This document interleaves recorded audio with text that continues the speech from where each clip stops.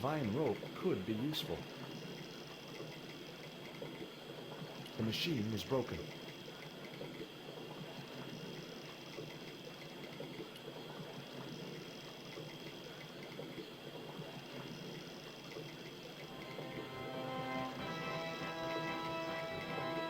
The iron rim of the water wheel would have torn the skin from my fingers if I touched it.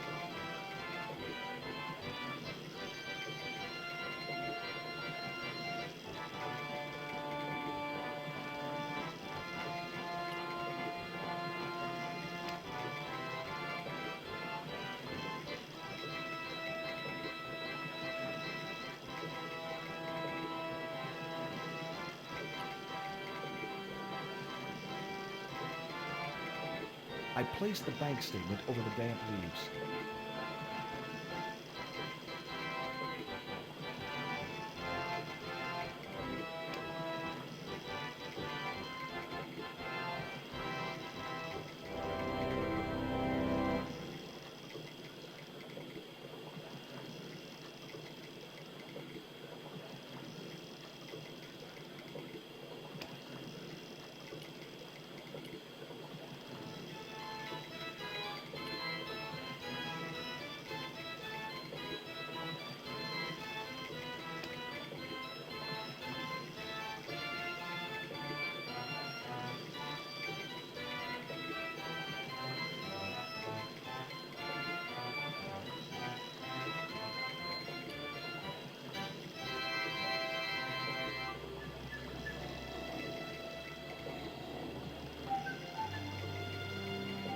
As I held the fetish to the iron rim of the wheel, a shower of sparks cascaded onto the leaves.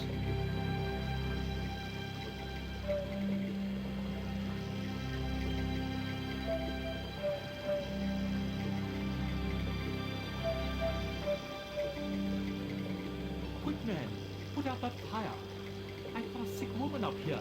Sorry, Father, but I needed to attract your attention.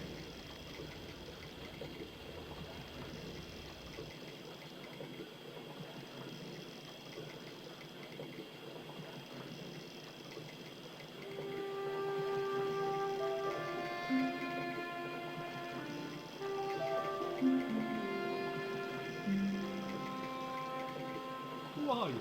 And what do you want? My name is Stobart, George Stobart. I'm Father Hubert.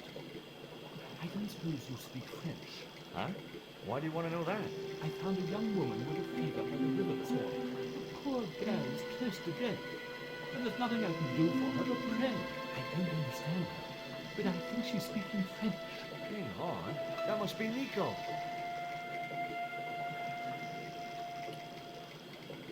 That's my girlfriend you've got in your treehouse. What's the matter with her? She's been bitten by a venomous river snake. But can't you do something for her? There's a cure, isn't there? I ran on penicillin and morphine years ago, but the local people speak of a root which they believe will counteract the poison. What are you doing out here in the jungle? God's work. Not quite the destination I had in mind when I set out, but well, you know what they say? Mysterious ways and so on. You didn't plan to end up here? No. I was on my way to the miners' camp in the north. I was stuck here when my boat capsized on the river. That's exactly what happened to me. How long have you been here? 11 years. Where can I find this route? I don't know. But maybe the shaman of the village can tell us. Will you show me the way to the village? Me? Oh, but I can't. Can't? Nico's life depends on it. You're right. Of course I should, despite my own guilt and shame. But I can't go as a representative of God with a creased collar. A creased collar? You mean you put your personal attire higher than the life of a sick woman? I will not go to that village looking anything but my best. Give me your collar. I'm sure I can find a way to press it. Thank you, Master. In the meantime, I must contemplate my sermon. There was obviously more than a creased collar bothering the priest.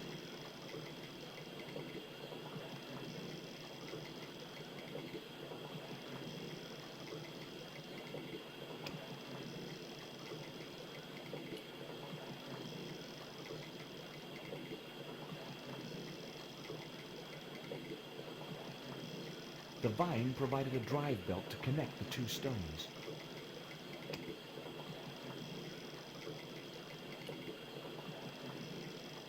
So there I was, hundreds of miles from civilization, doing the housework for a priest. It's a strange world.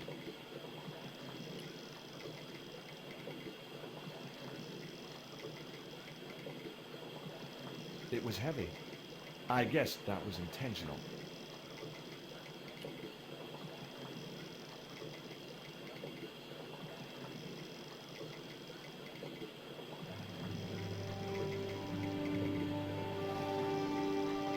The press worked surprisingly well in the color.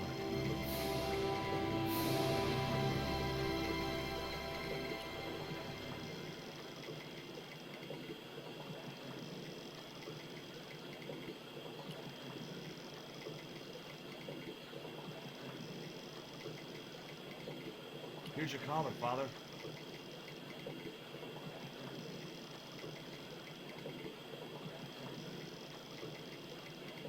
Thank you, George.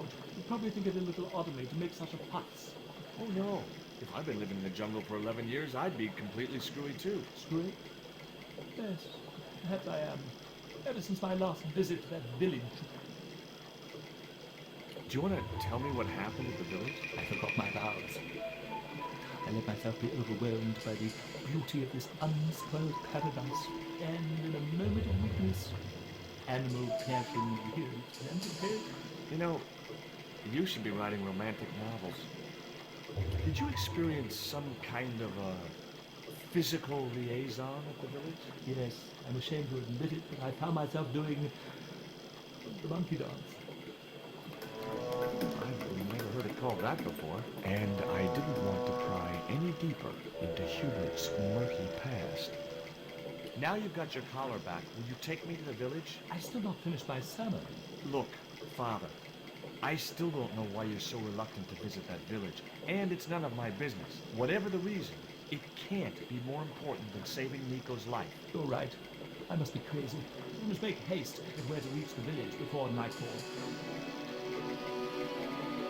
By the time we reached the village, it was sunset.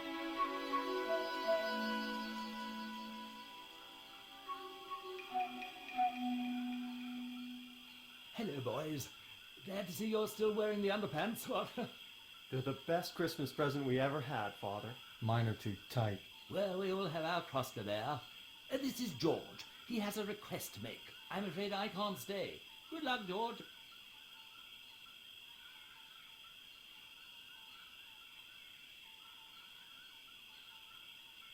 That's a relief. I never feel comfortable with him about. Me neither. These damn pants keep riding right up my butt. So, what do you want? My girlfriend has been bitten by a snake. So, everyone in my family has been bitten by snakes. I was bitten by a dormouse once. She's real sick. I hoped your wise man might have medicine. Wise man? You must have the wrong village. Are you going to stand by and let my girlfriend die? Of course not. What do you think we are, savages? We'll start the preparations for a cremation feast. Father Hubert said there was a wise man in the village who could help me. Ooh, he must mean the old man, the shaman. I'd like to see the shaman, please. You can't just go walking in there and demand to speak to the shaman. Why not? You have to observe the protocol. The shaman demands tribute. Tribute? You mean like a gift? That's right. The eternal question. What do you give a man who has everything?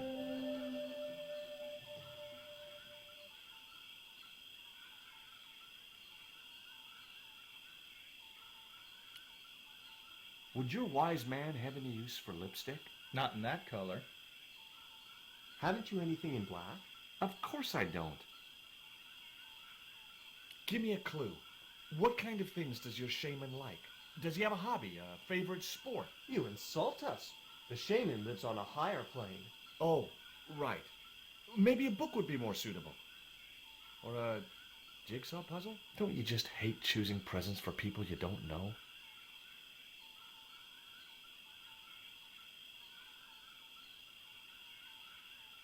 Here, he'll like these biscuits. If you say so.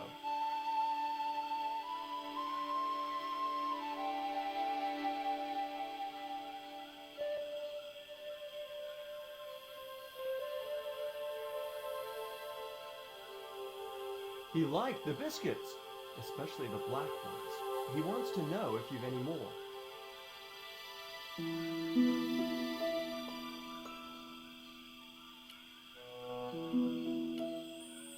This cone could have 1,000 uses. Yeah? Like what? A protective helmet? I don't think so. Look, I know it's not much, but I want your shaman to have this. Do you expect him to eat that? He's an old man, you know. He might choke.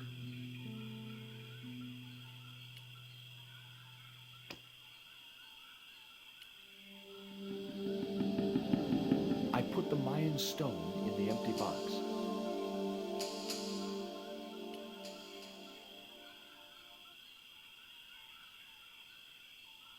Here, I found some more of those biscuits for the shaman. I'll give them to him.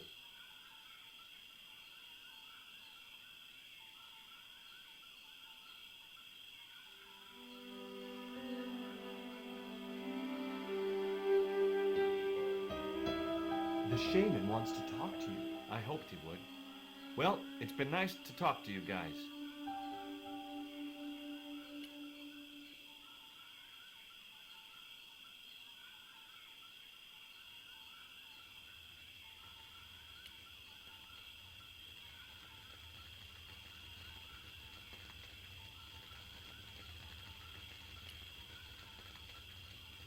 Hi, my name's George Stobar. Please, sit down. Welcome, George.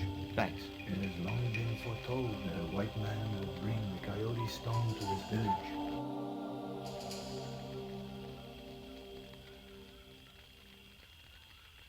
I don't suppose this would be any use to you. It sure would.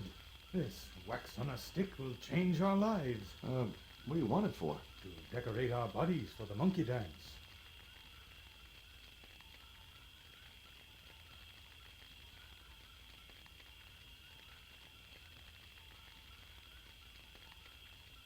Why is Father Hubert so reluctant to visit the village? I don't know. He used to come here a lot, but then he just stopped. You'd think he'd want to spend some time with his kids. Did you say Father Hubert has kids? 3 girls and 5 boys by my reckoning. All conceived in the same week at the Feast of the Monkey Dance. My girlfriend's been bitten by a snake. And you want me to heal her? That's the idea. Can you do it? I'm not sure. My gums aren't what they used to be. Listen, my girlfriend's in a coma. Please, old man, give me the root. What root? Father Hubert told me of a root which could cure the bite of the river snake. There's nothing sacred with these people. That was our secret, known only to members of my tribe. If that root is my chance of saving Nico's life, then I want it. Fast. There is time yet, George Stobart. Time to learn why you were called here. Fine. If I listen to your story, then will you give me the root? The eel travels far, but still returns to the place of his spawning. And look, I'm running a tight schedule, so can you skip the riddles? Many years ago, when the world was young, the great god and king Quetzalcoatl was defeated by trickery and deceit. His enemy Tezcatlipoca took his place as leader and demanded terrible human sacrifices. A group of loyal priests found a way to trap Tezcatlipoca. But his powers were so great, they knew he would not remain trapped forever. His time of incarceration would end with the eclipse, which marked the close of the 5th age. So the priests fashioned 3 obsidian stones which contained the power to seal the mirror for all But before the stones could be put in place, they were seized by the invading Spanish. But how'd they trap Tez, the evil god? They built a pyramid which they told Tezcatlipoca was dedicated to him. At its center, they fashioned a huge mirror perfectly smooth of steel. Luring him into the pyramid with praise and flattery, they used sorcery to ensnare him in the mirror.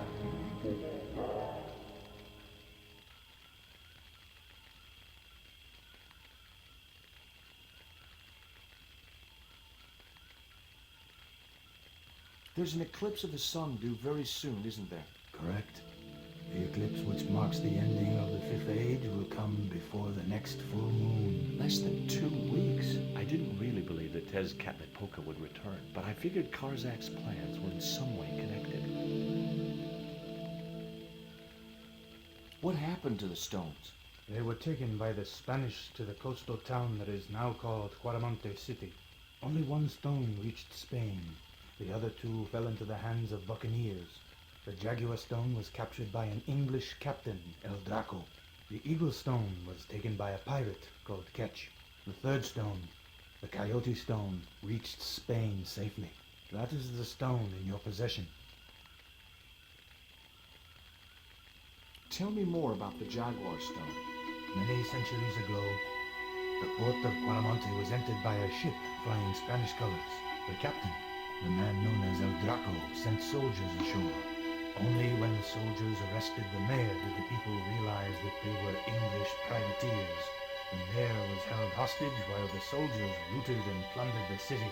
Amongst the treasures they stole was the Jaguar stone. Where's the Jaguar stone now? I suppose El Draco took it back to his homeland, across the Great Sea. To England.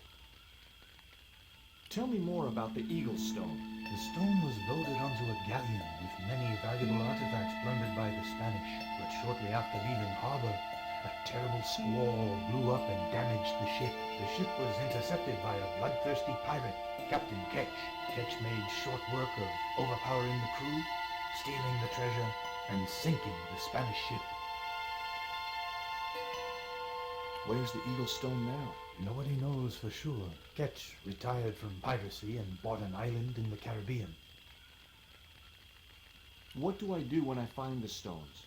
Bring them here to me and I shall prepare you. The stones must be taken to the heart of the pyramid. Only there can they be used to seal the gate by which Tezcatlipoca will return to this world. Can you show me the way to the pyramid of Tezcatlipoca? Not until you possess all 3 stones. Suppose I was to believe there was anything in your story, other than the rambling delusions of a seriously wacky old man. Suppose I was to swallow it, hook, line, and kitchen sink. What then? Then you would see that the fate of the human race rests upon your shoulders. Do I get anything to help me combat Tezcatlipoca? Like what? Well, a magical weapon? Get real, George.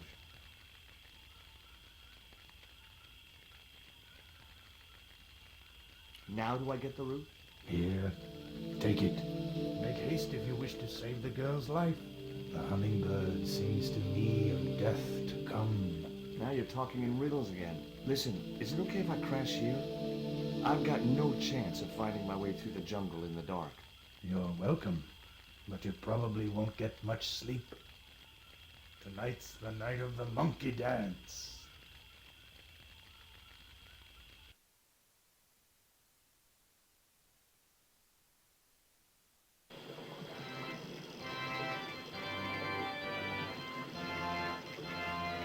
I left the village at dawn and stumbled back through the jungle in a post-party daze.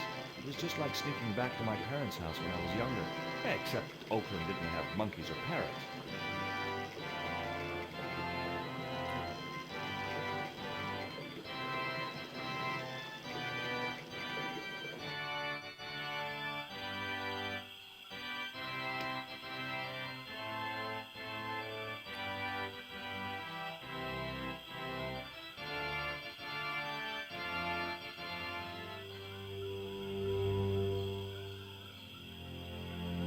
Nico, I've brought you this root. Oh, No way was she going to be able to chew the root. I needed to give her the antidote in a more digestible form.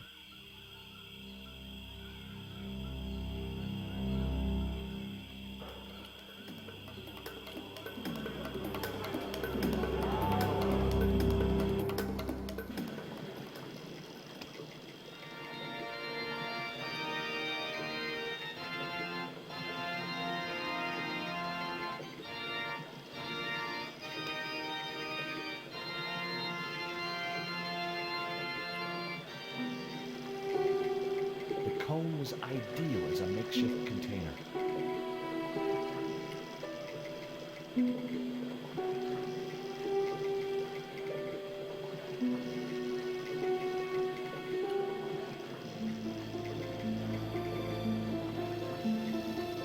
As the liquid was squeezed from the root, it collected in the cone.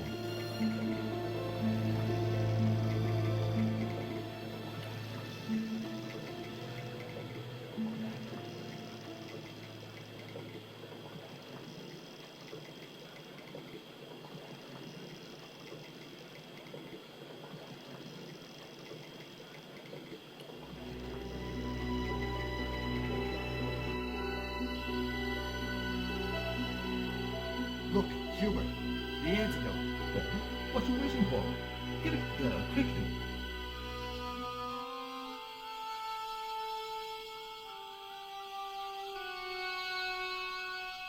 Nico. Here, drink this. oh, George, it's horrible. Just swallow it down.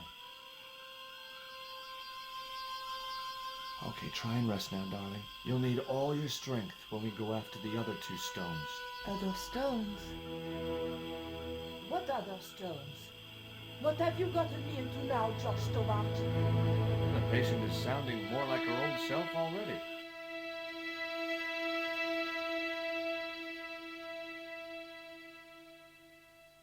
Nico recovered quickly from her fever. To save time, we decided to split up and look for each stone independently. I traced the pirate Ketch to a remote island in the Caribbean with the fortune he'd amassed from piracy. He'd retired to a place that was later called Ketch's Landing.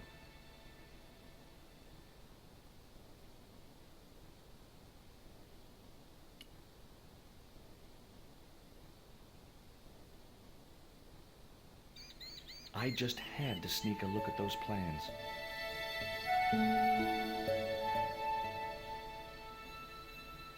Hey, get out of there. You know, wherever I go, I hear those words. Paris, Syria, Ireland, or Spain. Makes no difference. What do you think you're doing? I was trying to show some interest in your project.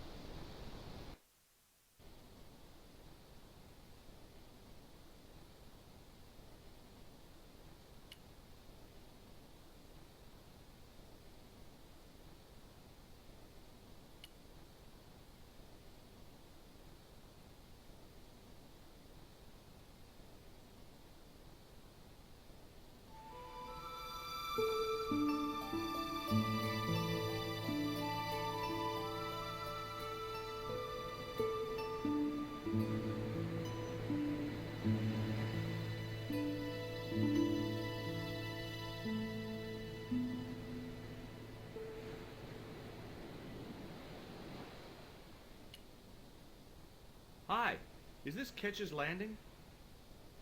Yeah, man. You wanna buy some fish? Nah, I don't like fish. What's your name? Rio. It means river. What about you? George. It means, well, it's just a name.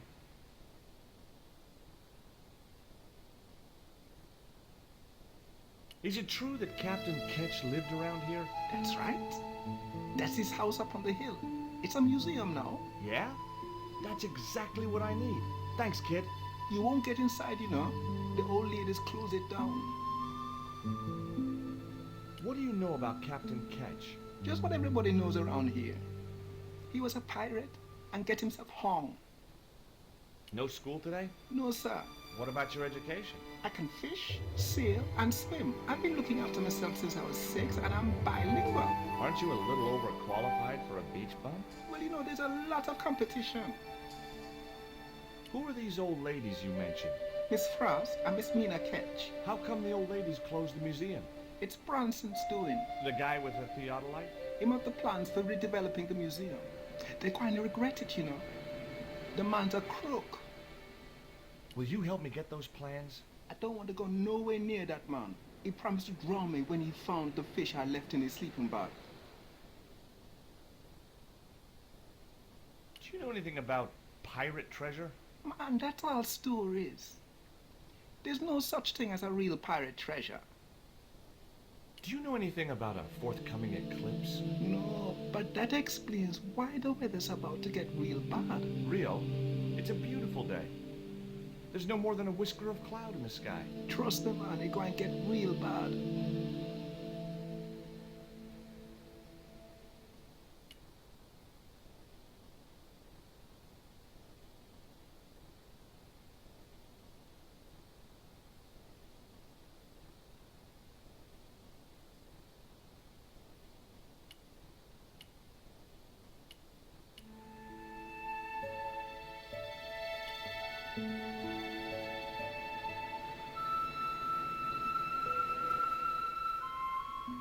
My name's George Stobart. You're a surveyor, right, Mr. Bronson. And of course I'm a surveyor. Why the hell else would I have a theodolite? I don't know. Hobby, maybe? Yeah, right. What brings you here, anyway? I'm searching for an ancient Mayan artifact. What is it? Some kind of jewel? No, it's obsidian. A black stone with supposedly mystic powers. You're nuts. What do you think of Rio? Fish boy? If he comes near me again, I'll throttle the little squirt. Calm down. What's he ever done to you? Socked me in the back of my skull with some kind of fish, that's what. Tell me about the two old ladies. Who? The Ketch sisters. One of them's crazy as a coot, and the other will turn you to stone if you're not careful. What are you doing with the theodolite? Surveying the old house. I got great plans for this place. Oh, yeah? You bet. Take a look around. What do you see? Paradise. I see opportunity. This place is ripe for development. I like it just the way it is. And that's where we differ. You see, Mr. Stobart, I'm what you might call a man of vision. I see a great future for Ketch's Landing, and it all starts here, with that house. Can I take a look at your plans? No way. What interest would they be to you, anyhow? I've always had a secret desire to be a surveyor. You have? Sure. I mean, you surveyors are just like the great explorers, aren't you? Henry the Navigator, Vasco da Gama, Chris Columbus. Maybe you don't sail uncharted seas or discover new continents, but you're okay in my book. Horse shit. You just stay away from those plans, you hear? How do you survey a house like that? I put a target reflector on the end of one of the flagpoles up there on the house. I sight on it from various locations through the theodolite, record the angles along the baseline, and triangulate them to give me the exact position of the target. Understand? Why the end of the flagpole? Wouldn't it have been better on a corner of a wall or something? Are you a surveyor? No, my degree's in law. Then shut up.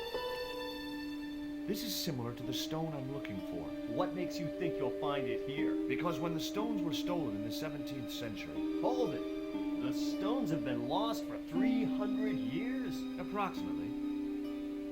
And you're hoping to find them again? You're nuts. And why here? A wise old Indian shaman told me he saw the stones in a vision. Ha ha. That's rich. Listen, I got work to do, okay? Look at this.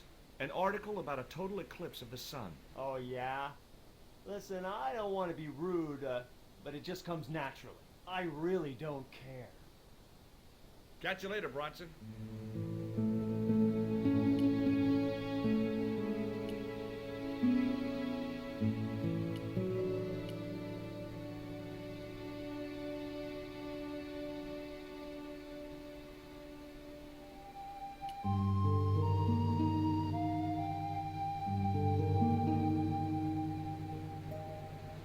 There was nothing else I wanted to ask the boy.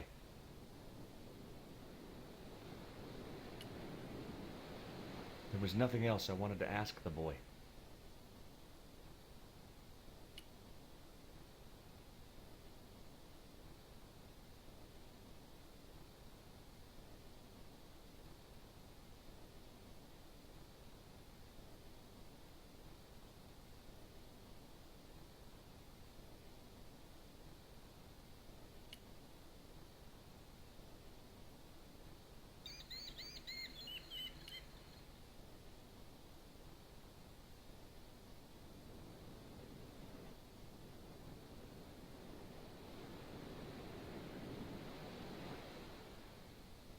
I had no more to talk to him about.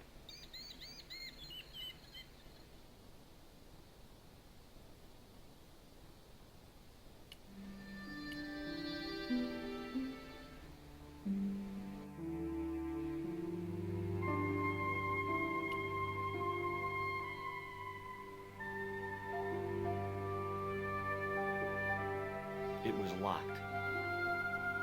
The house is closed. How come? It is undergoing refurbishment. Oh, of course. This must be the place Bronson's surveying. The intention is to prepare the museum for the new century. The Frederick Ketch Memorial Museum. It would look nice in neon. A museum for a pirate? There was a stony silence. Frederick Ketch was emphatically not a pirate. It's precisely the sort of vile misrepresentation that Mr. Bronson is seeking to rebalance. Oh?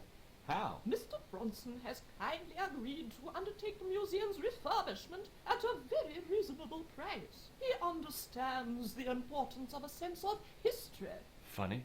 That's not the impression I got of Bronson at all. He also understands spherical geometry. Mina? Well, he does. Listen, ma'am. I came a long way to visit this place. If we make an exception in your case, everyone will want to get in. Pardon me, but I didn't exactly have to fight my way through the crowds. You're the second visitor we've had today. No, I'm sorry, but it's impossible.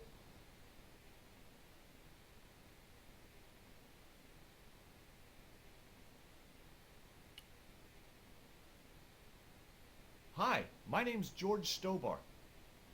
Good afternoon, Mr. Stobart. Would you care for tea? No, thank you, ma'am. I don't like tea. I've been talking to Rio, the little fisher boy. I'll thank you not to mention that little wretch in my presence. Dirty little whelk. Nasty fishy boy. That will do, Mina. I gather you don't have much time for the little boy. That child is a delinquent, Mr. Stobart. Yeah, well, he's only, what, 11, maybe? A knave with one hand on the tops. What is it about Rio that you don't like, Miss Frost? Well, once upon a time, he and Emily... Be quiet this instant, Mina. What can you tell me about Emily? Emily? What business can she be of yours? Her parents were killed in a typhoon. We, as her only living relatives, took it upon ourselves to raise the child. That's good to know Charity isn't dead. Oh, but she is. Washed overboard in the typhoon. Mr. Stobart wasn't talking about Emily's mother. He was being sarcastic. What else can you tell me about Emily? How dare you pry into our family in this way? I refuse to answer any more of your impertinent questions. Is that your cat? Yes, it is. That's Ruddles. Do you like cats, Mr. Stobart? I love them. They're so cute with their claws and their little puckered butts. Aren't they, though? Don't encourage him, Mina. You're really fond of that cat, aren't you? He is our companion and our solace. I thought about catnapping the little monster until they let me in, but it wasn't my style. Maybe there was some other way I could use their affection for the cat to get me into the house. Okay, it was time for diversionary tactics. I thought I saw a little girl down on the beach. You must be mistaken. He must be mistaken.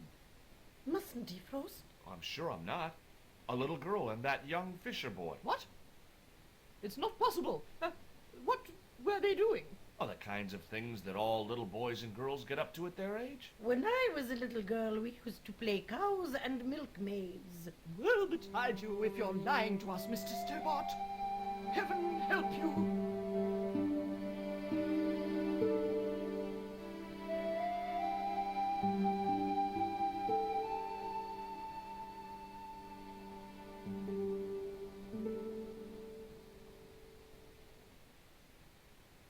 With a creak of ancient corsetry, the sisters sailed majestically over the distant horizon.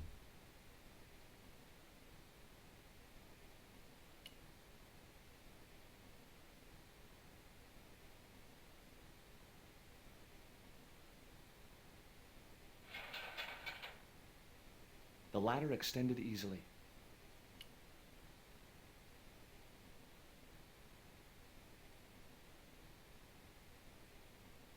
I didn't have a flag on me, so the flagpole would have to stay bare.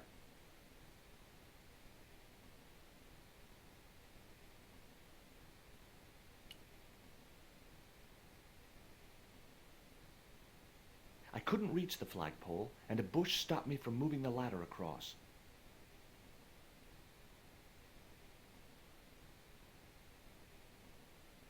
I didn't have a flag on me, so the flagpole would have to stay bare.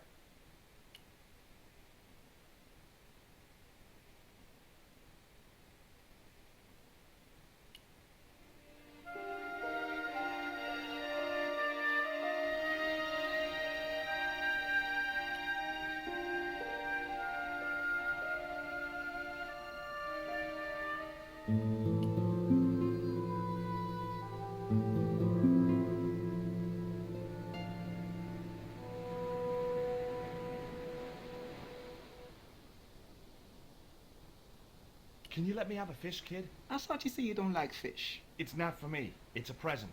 For the old ladies? Well, it makes a change from flowers and candy. No, it's for their cat. Okay. What do I get out of it? I can pay you. I've got Quaramontian dollars, French francs, and traveler's checks. You must be joking. The nearest bank is 3 islands away. I think Bronson is trying to cheat those sweet, vulnerable old ladies. That's a little unfair, isn't it? Okay, he's trying to cheat those seriously demented, poisonous old ladies. You have to admire his acumen.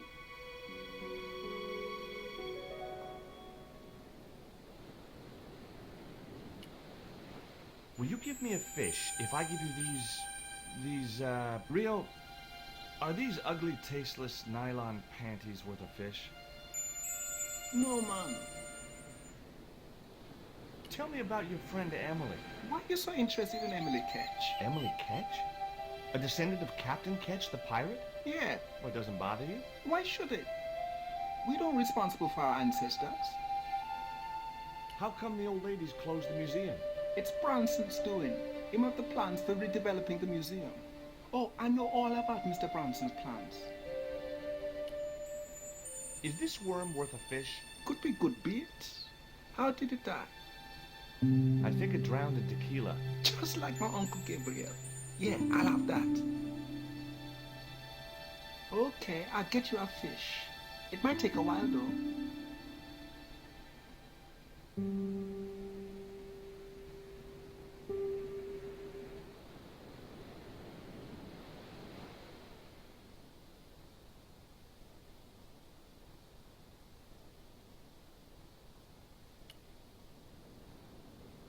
Did you see the weird sisters come by here? Did I? They look madder than usual, so I hide until they're gone by. Just as well. They thought you were playing with Emily.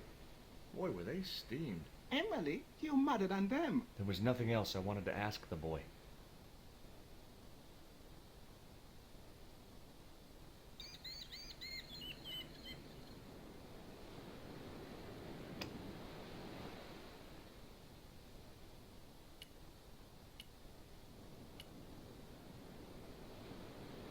No luck with a fish? No, man. They don't want bite. That's cause they know there's a storm brewing. Storm? I don't think so. Hey, I caught a bite. You have? It's a big one. A real big one. Reel him in, Rio. Jeez, it must be a whale or something.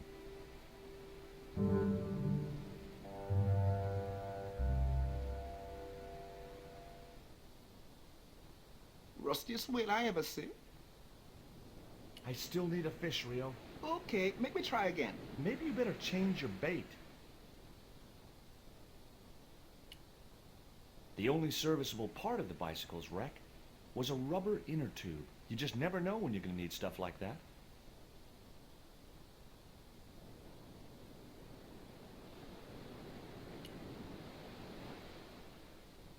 There's a fish, my man. I can't put it in my pocket while it's flapping about like that. No problem.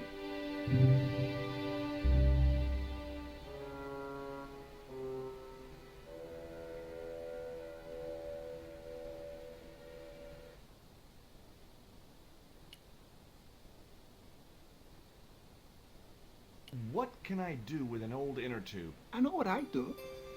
I'd make the biggest catapult you'd ever seen and use it to smack Bronson with a fish from a safe distance. Those ballistic fish shenanigans of yours are going to get you in deep trouble someday.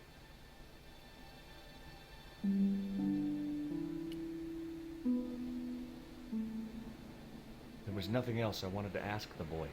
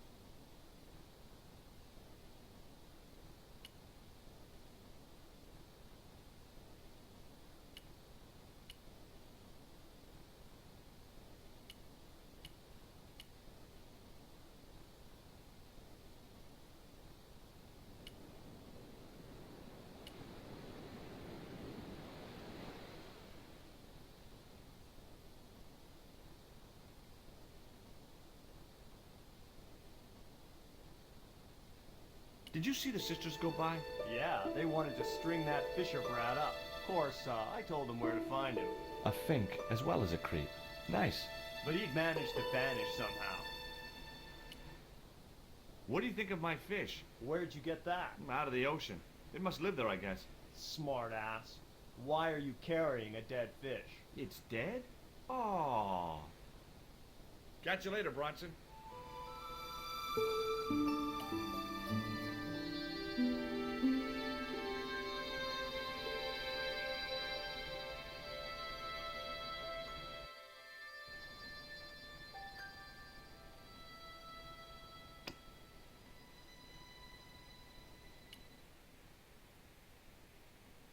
Here, Cap. Here's a little fish.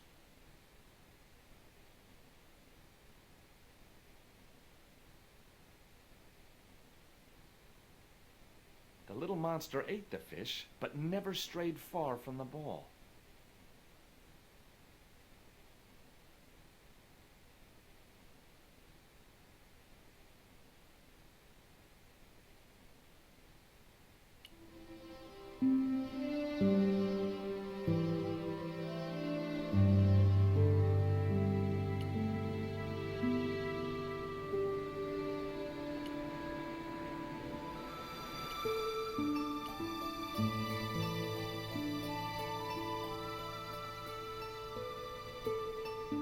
There's a fish, my man.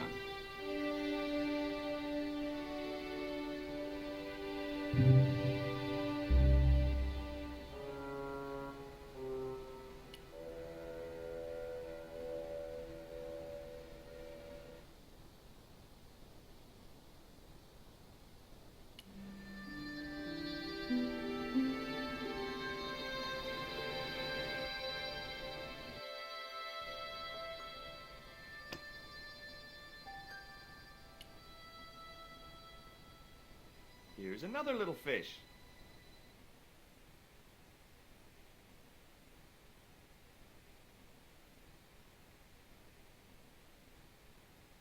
The little monster ate the fish, but never strayed far from the ball.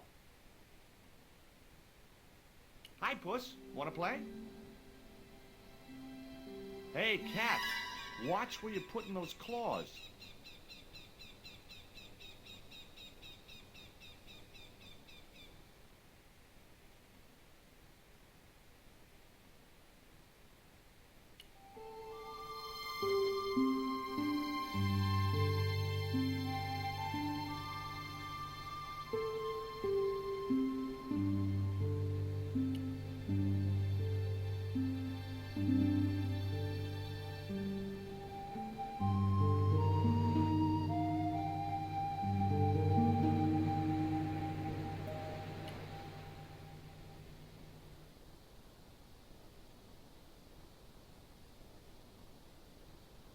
Daisy fish, my man.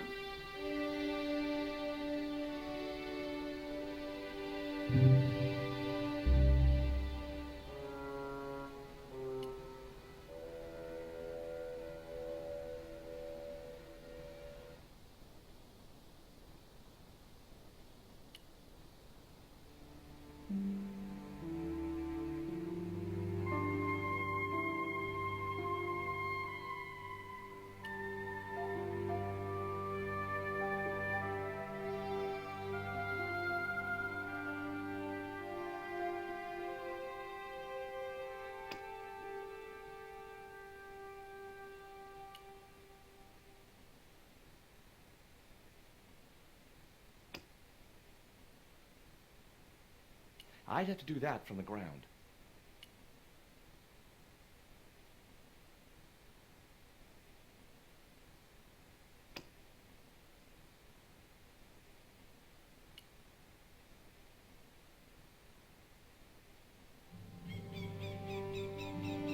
That should get the old cat dancing. I just hoped it didn't give itself a cardiac.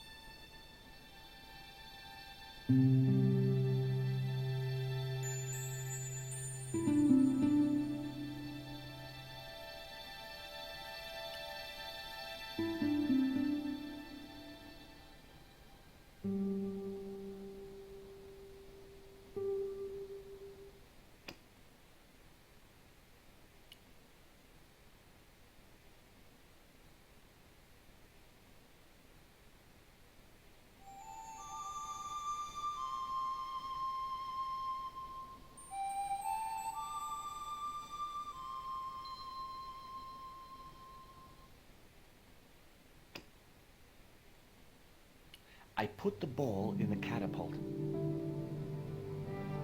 Took aim. Yes! Okay, so it was a lucky shot, but I'd knocked the theodolite target clean off the end of the flagpole.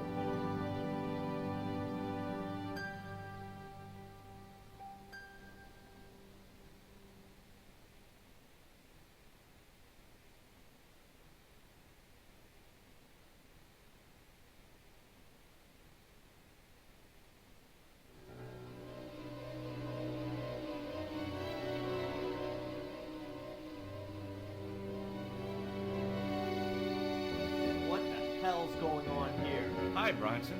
Nice to see you, too. You again. Have you been screwing around with my theodolite target? Where is it? I had to climb out of the window to put that one on. Damn it, I'm gonna have to go through all that again. Not this time. The house is locked up and the sisters aren't here. Hell's teeth!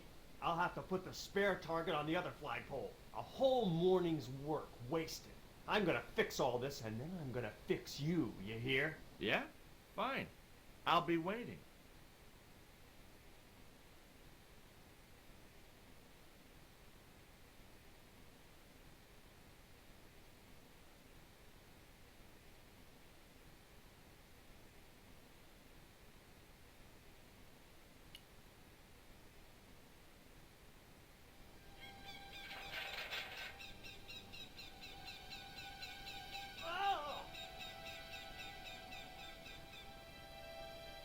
What you doing, Bronson? Just hanging around? I'm gonna kill you for this, Stobart! Get me down from here! What, so you can kill me? Gee, you talked me out of it, Bronson. I felt a little guilty about leading Bronson up there, but not much, obviously. The marker was a bright, shiny thing, and I have a weakness for bright, shiny things. It wasn't going to be much use without the theodolite, though.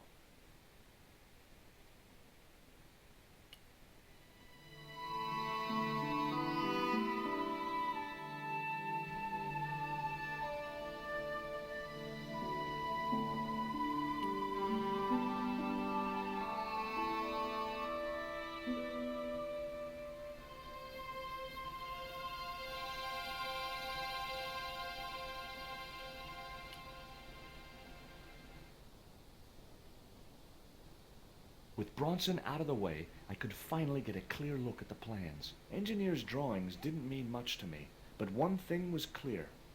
These plans were for a 5-story, 200-roomed, luxury, pirate-themed hotel. Another stain on the bedspread of paradise.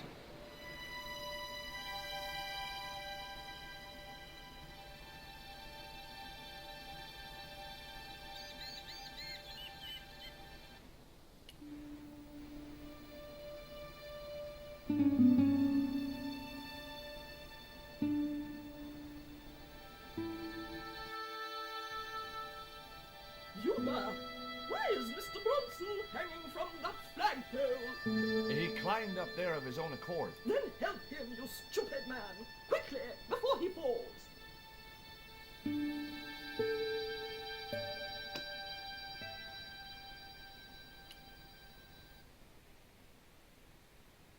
Here, Bronson's plans.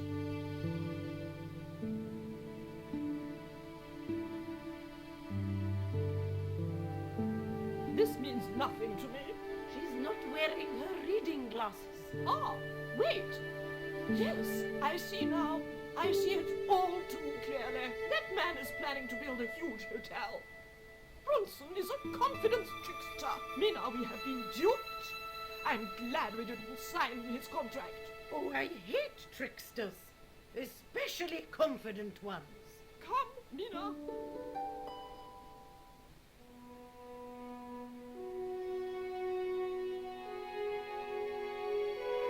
Mr. Bronson, you may consider yourself persona non grata. Yes. How they Canaan. Kindly disentangle yourself from our flagpole and eject yourself from our property this very minute. Disentangle. Eject. Hey, cut that out, you crazy old bat! How dare you! Mina isn't crazy, she's just engagingly eccentric. Yeah, as a bedbug. Ouch! Lovely as this little vista is, I'd be really grateful if you could let me into the museum now. Certainly, young man. We are most grateful to you for exposing this scoundrel. Mina, the lock.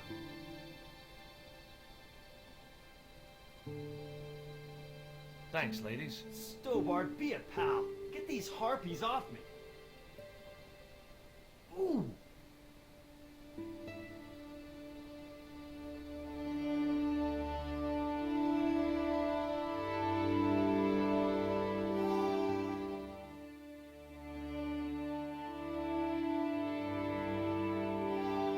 While George was basking in the sun-drenched Caribbean, I wandered to London. It was a long shot, but I thought I'd start my search for the Jaguar stone at the British Museum.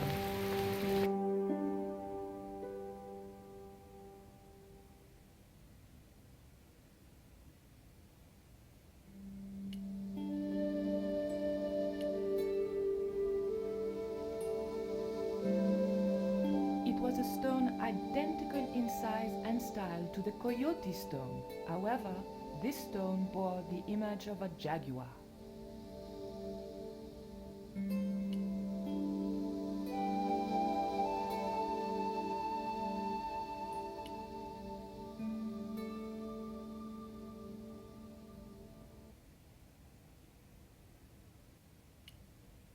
Can I help you, miss? Have you ever heard heard of an English sea captain called El Draco? El Draco? Not a very English name. I think that's what the Spanish would have called him. It was about the time of the conquistadors. 16th century. Oh, I know. That's what the Spanish called Sir Francis Drake. Francis Drake? Have you got anything here that belonged to him? Indeed, miss. We have a couple of artifacts he brought back from one of his journeys.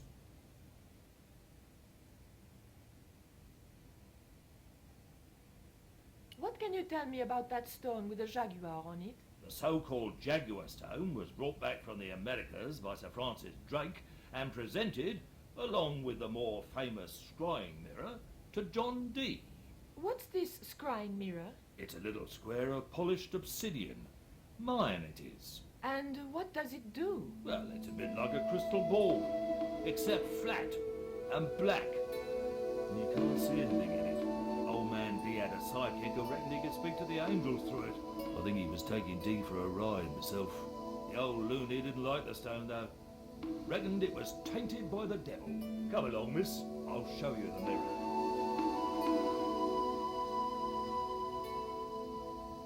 There. John Dee's famous scrying mirror, given to him by Francis Drake. Do you know if this mirror has any relevance to Tezcatlipoca? Who? I can't even say it. Ah, there's someone here who'll be able to help you better than me.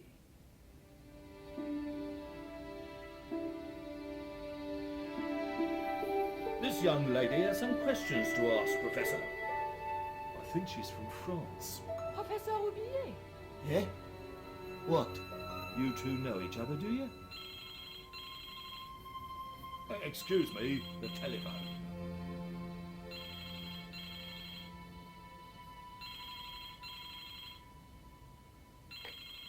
We meet again. Mademoiselle, France, eh? Yes, I believe that's where you live, Professor. I have a house there, on the outskirts of Paris, but I haven't been back for many months. What can you tell me about the Jaguar Stone, Professor? It's obsidian, from the Chichen Itza region.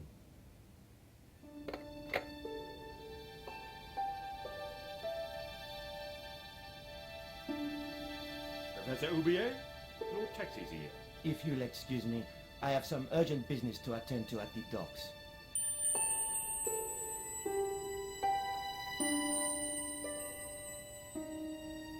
Can you answer me some questions about the Jaguar Stone? Certainly, miss.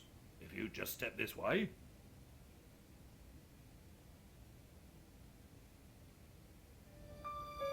It's gone. Some sods half-inched it. Half-inched? Stolen it, miss. Never mind. The silent alarm will have been tripped. I'm afraid nobody can leave until our crack security team gets here. How long will that take? Could be a while. I think it's their tea break. The thief could be miles away by then. Don't you worry about that, miss. Just don't try to leave. It was too much of a coincidence that Roubillier showed up and the stone promptly disappeared. I didn't have time for their crack security team to finish their tea. I had to get after him.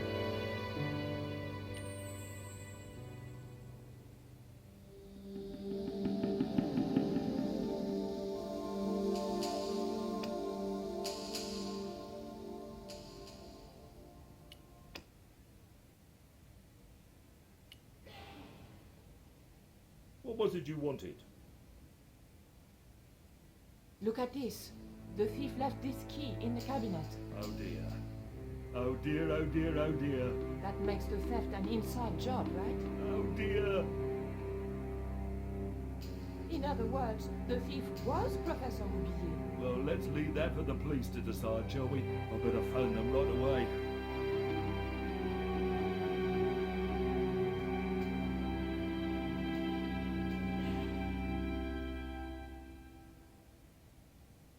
Hello?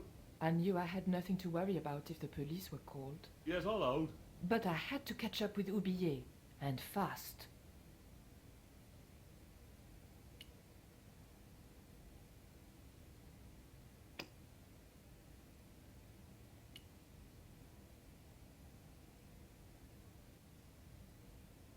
The cabinet was locked.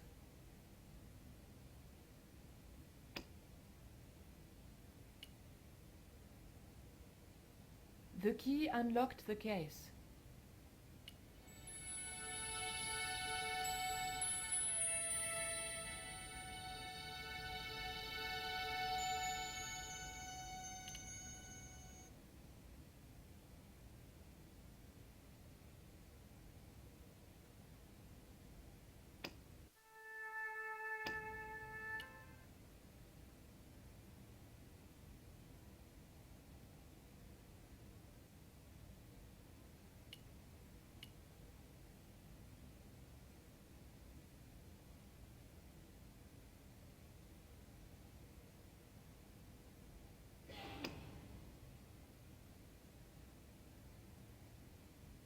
I wasn't going to leave until I knew where Oublié had gone.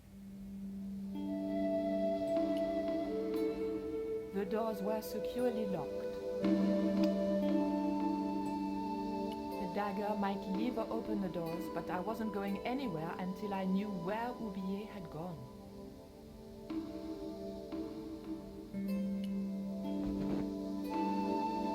I didn't need to make a call.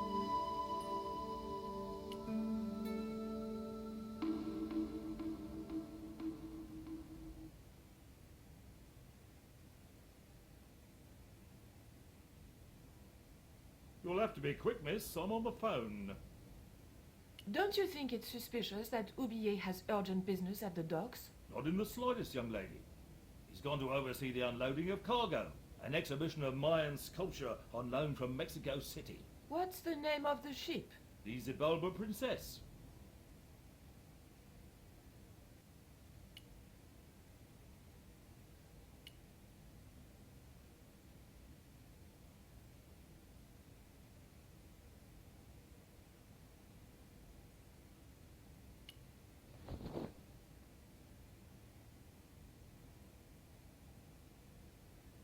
Bonjour. I wonder if you could help me. Ohayo gozaimasu. What's so funny? Oh, never mind.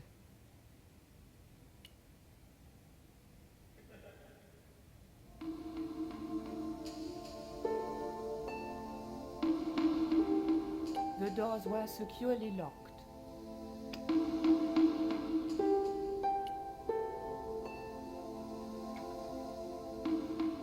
I levered the handle open with the thin dagger.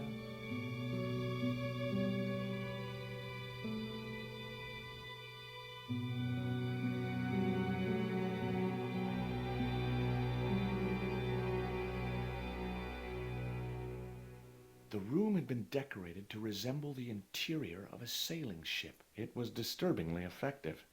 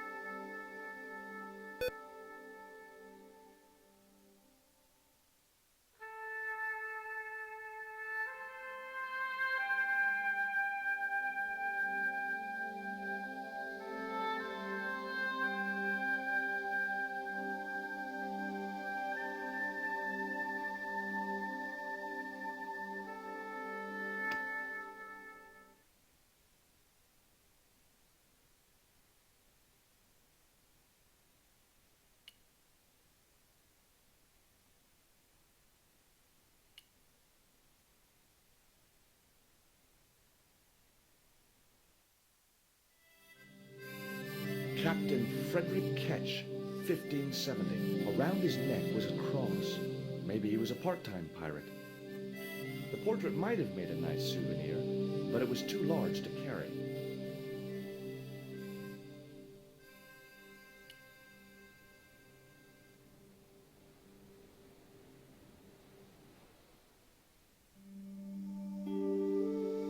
That might come in useful in ticklish situations.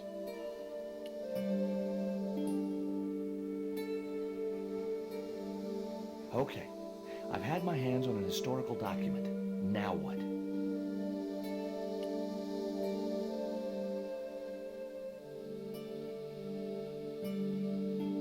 The chart fitted exactly into the recess on the top of the desk.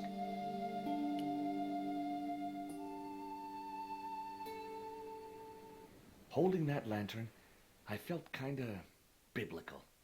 Like Jesus or Florence Nightingale.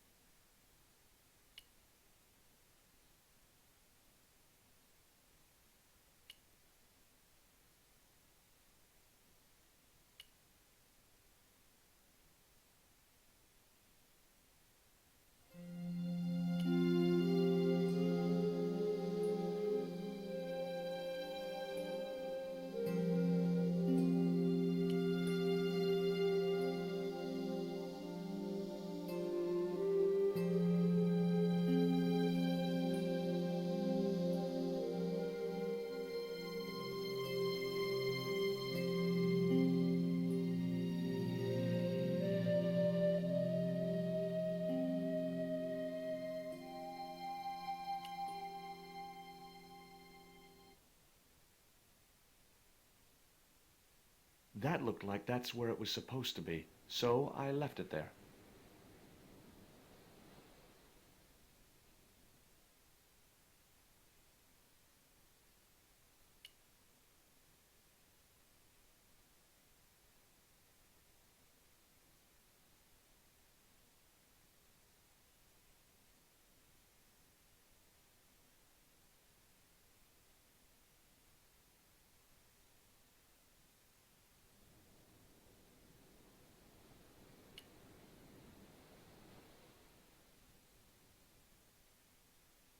The lantern fitted so precisely in the inkwell, it could only be deliberate.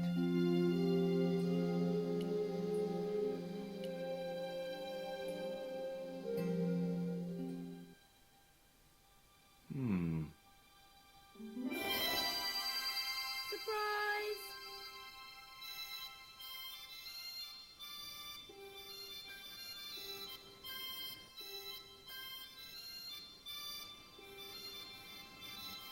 What the? Who are you? I'm Emily. What were you doing in there, Emily? Hiding. What are you doing here? Grown-up stuff. Grown-ups? I'm never going to grow up, I'm not. You shouldn't be here. What's your name? I'm George. Pleased to meet you, Jaws. George. Jaws? Jeez. Make your mind up.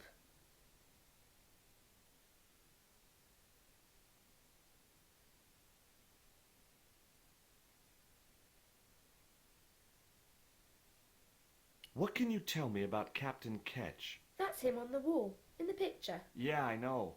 Scary-looking guy, huh? He was my great-great-great-great-grandfather. Yeah, you have his eyes. Why don't you go play with Rio? I'm not allowed. How come? 'Cause Aunt Frost says I'm not allowed out of the house. That's why, Mr. Nosybeak. Too bad. Why don't you ask your other aunt if you can play with Rio? Aunt Mina's cuckoo. Aunt Frost says so. She says when the Lord handed out common sense, Aunt Mina was off getting double portions of chin. That Rio's a smart kid. He helped me outwit Bronson. Rio is clever. He can spit ever so far. I bet you can't keep this piece of coal in your mouth for the next half hour. Could too. I could keep it in my mouth for hours and hours and hours. Yeah? Go on then. Prove it. Don't want to. And if you try to make me, I'll tell Aunt Mina.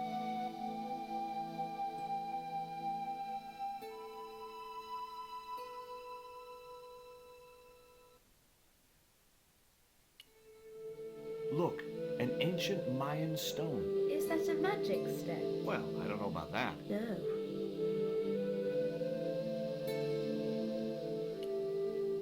Would you like to play darts? No? Oh, come on. I'll throw, you catch. That's dangerous. Darts will stick in me and make me bleed. Do you know how to use a theodolite? We don't learn anything about surveying at my school. Not until 5th grade.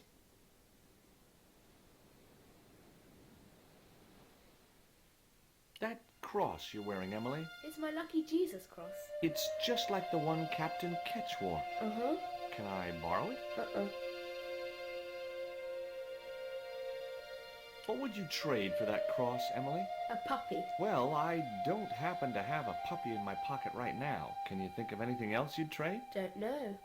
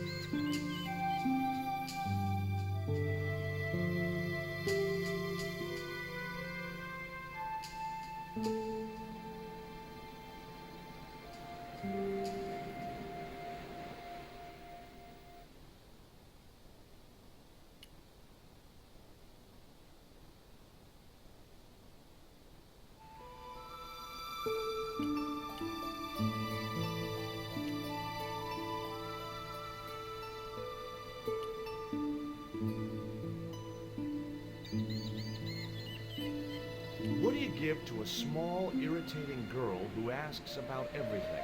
Try a conch. Delicate colors, interesting shape, and when you put it to your ear, you can hear the sea. Yeah, why's that? Usually because you're standing next to it. Cool. Have you got one? Yeah, but I promised it to my sister. She well vexed with me.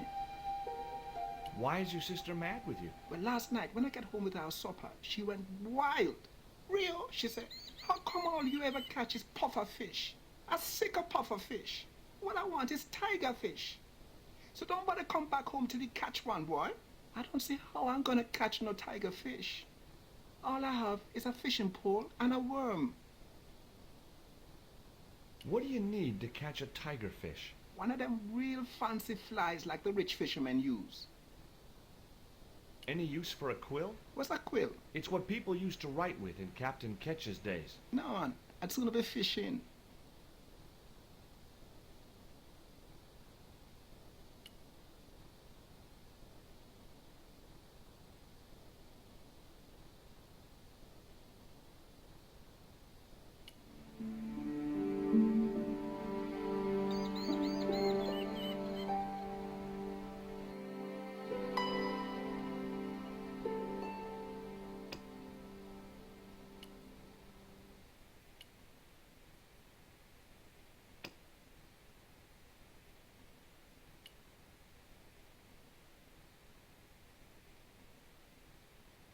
The cat made short work of the feather, tearing it into a blizzard of small pieces.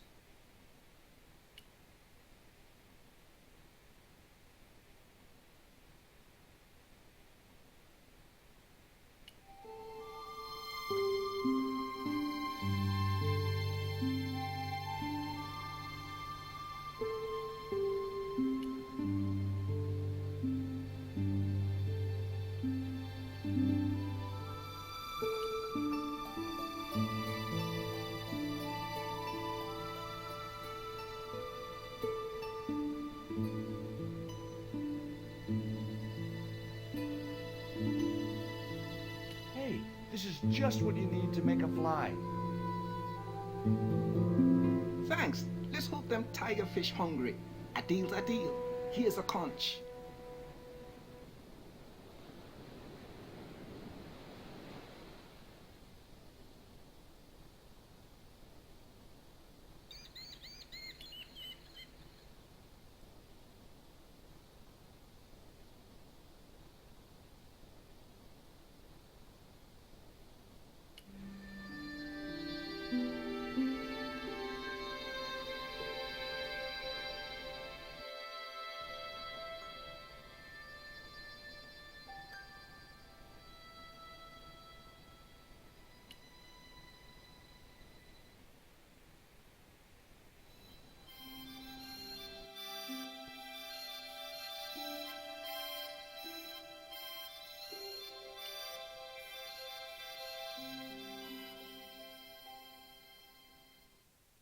Why don't you run along and play? Aunt Mina told me, stay out of mischief.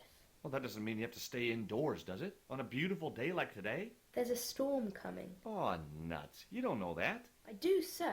I can see the whole world from the window. Yeah, well, like I said, I'm busy. Here, I've got a conch. Would you like it? Dunno. Aunt Frost told me never to take presents from strange men. I'm not a strange man. Then why are you called Jaws? Jaws? That's a stupid name. I'm not called... Look, conch, pretty, swap for the cross, yes or no? Right, this thing's going out the window. Okay, we'll do swapsies.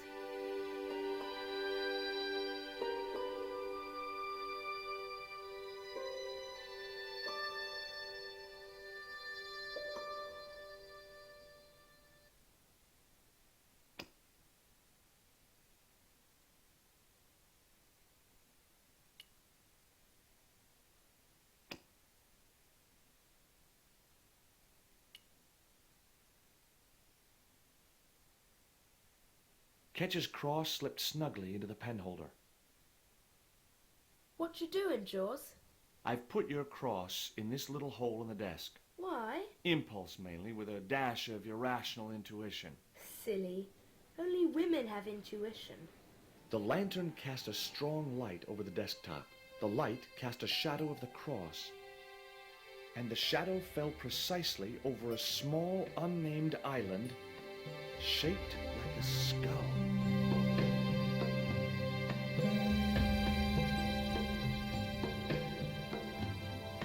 That must be it. Ketch's Treasure Island. Uh-oh. That's Zombie Island. It's a bad place. No kidding? Well, bad place or not, that's my next port of call. Can I come too? The hell you can. I never get to leave the house.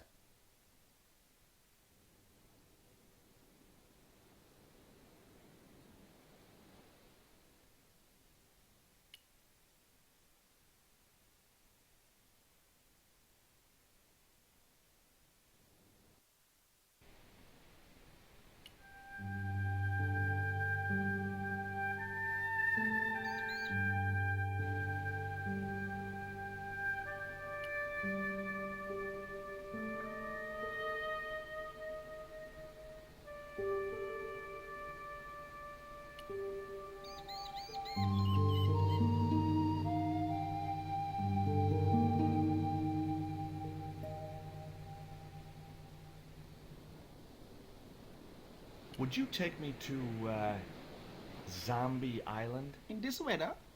You're mad, man. The rain will keep the zombies indoors. Just say I did meet a zombie. What would you do? There ain't no zombies on Zombie Island. At least, not anymore. It's uninhabited. Good. What do you mean, not anymore? You still want to go? I guess. Well, I ain't had no luck with them tiger fish. And with the mood my sister is in, I'll be safer with the zombies.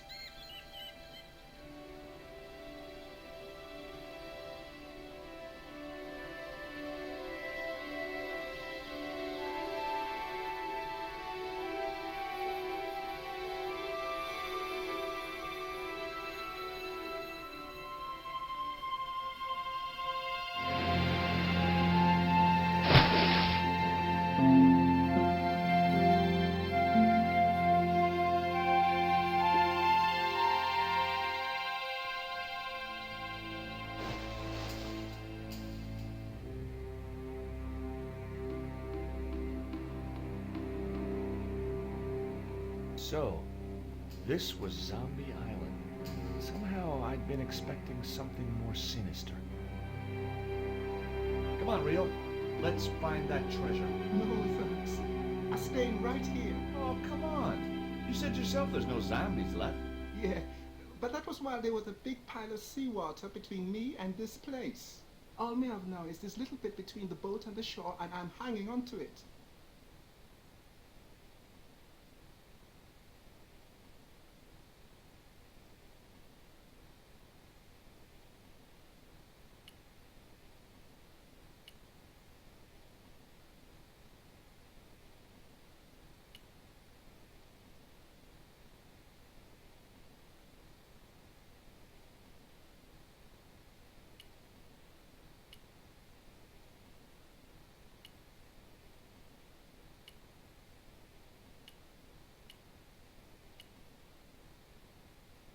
cliff was steep, too steep to climb without... And I couldn't find any. The cliff was steep, too steep to climb without handholds. And I couldn't find any. Rio's boat was strewn with fishing nets and tackle.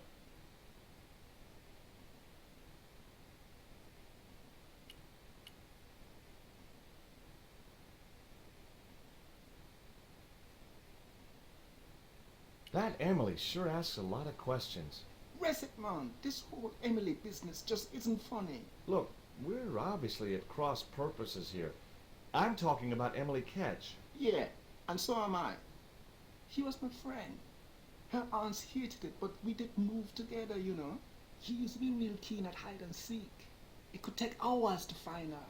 One time, the last time, it took days. She must have shouted and screamed herself hoarse, but there was nobody to hear her. Where'd she hidden herself? Captain Ketch's old sea chest. The only way to open it was from the outside. Suddenly, I didn't feel so good. We never exchanged another word about Emily Ketch.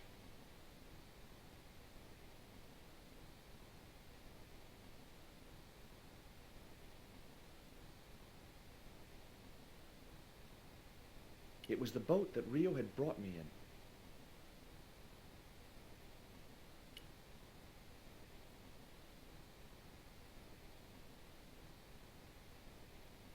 I was quite happy where I was, relatively speaking. There was nothing else I wanted to ask the boy.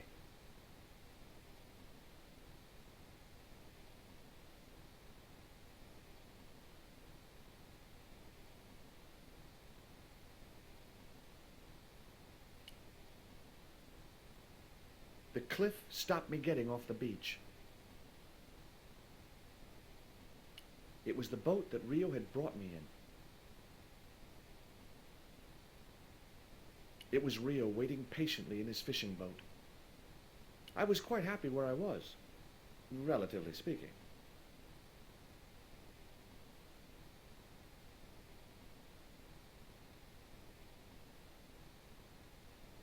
I was quite happy where I was. I was quite happy where I was, relatively speaking.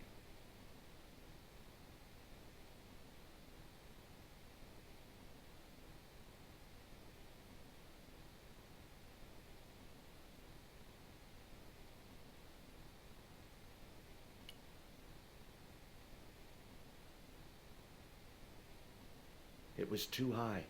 I couldn't get up there. I was quite happy where I was, relatively speaking.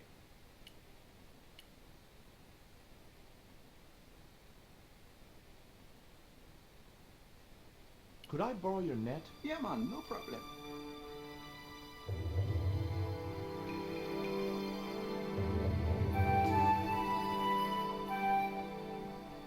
You planning on catching some fish? Nope. I'm after a big rock.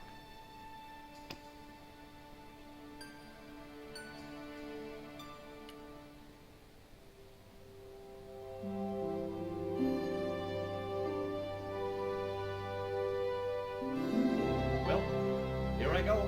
Wish me luck, Rio. Good luck, George. Watch out for the Walking Dead.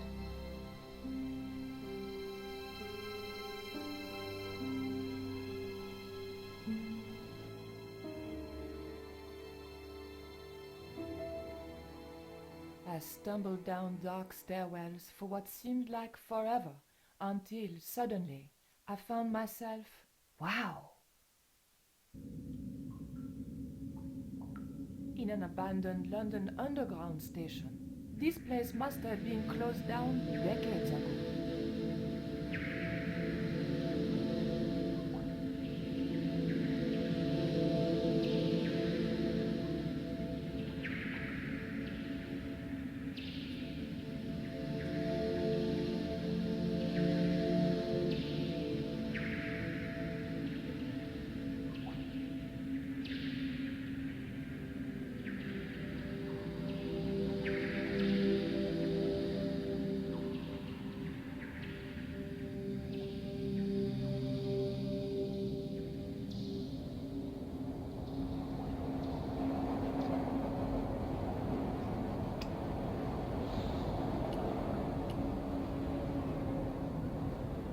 There was nothing very useful in my bag, just a single hair clip.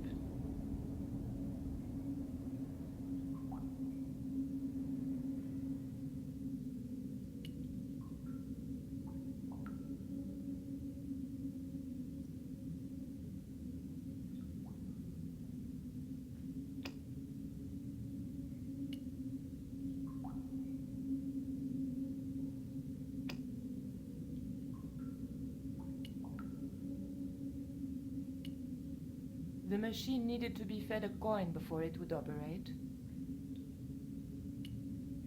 The cup was empty. The tray was empty.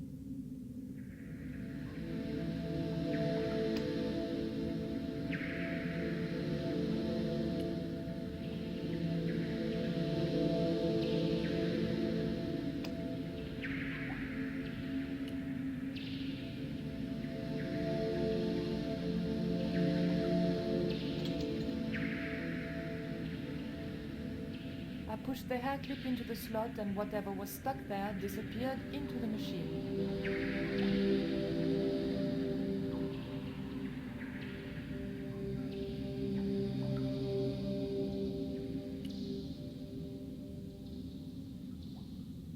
I pulled out an old English penny.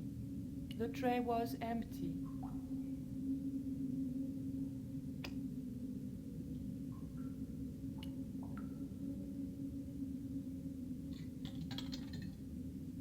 An ancient bar of chocolate dropped into the tray at the bottom of the machine. And as a special bonus, the penny dropped through to the reject bucket. I pulled out an old English penny. I took the ancient bar of chocolate.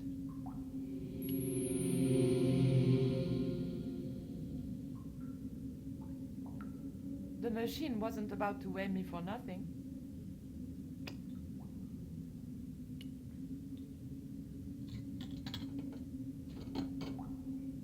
I put the old penny into the slot.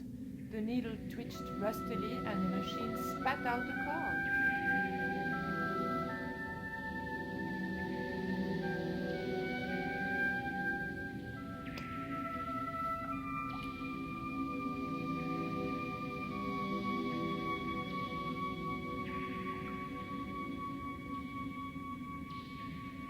The blade of the dagger just fitted between the door and the soft wood frame. The door gave slightly and then held firm.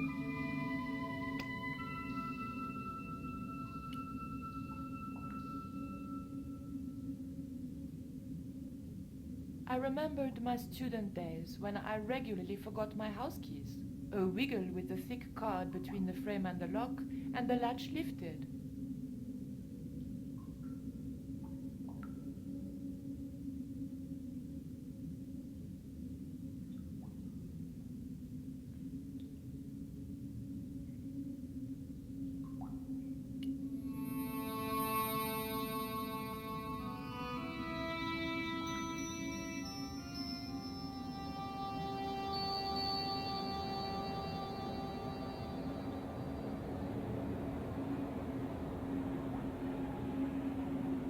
The train was my ride out of it. I could worry about not having a ticket when I got to the docks.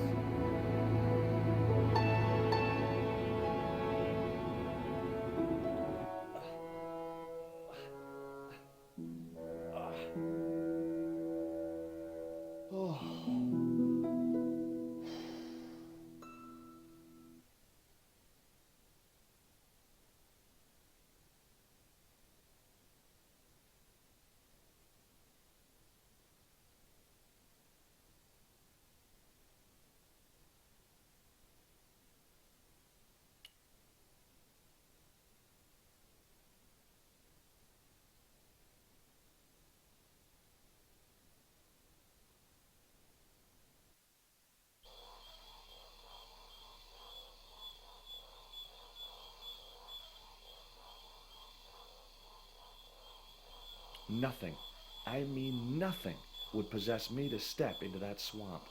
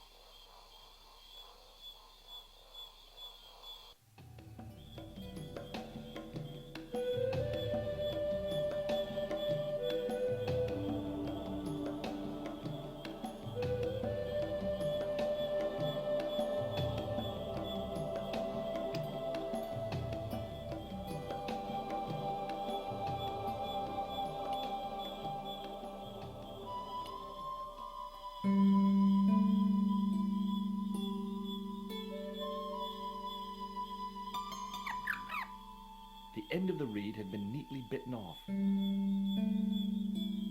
Now I knew what was living in there. A long-toothed, snarling, furry wild thing.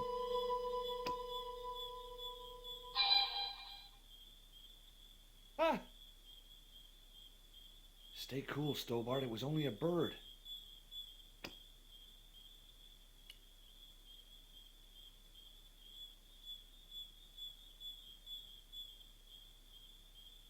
The dart fitted snugly into the reed. Great. I was tooled up and dangerous.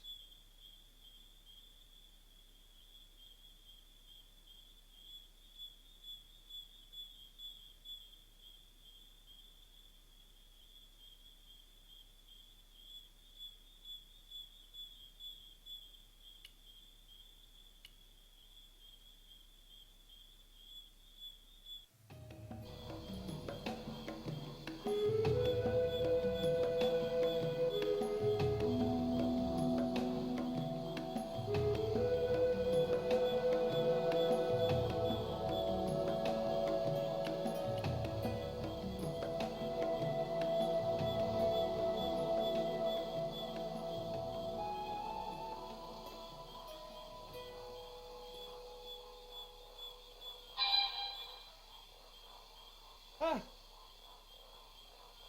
Stay cool, Stobart. It was only a bird.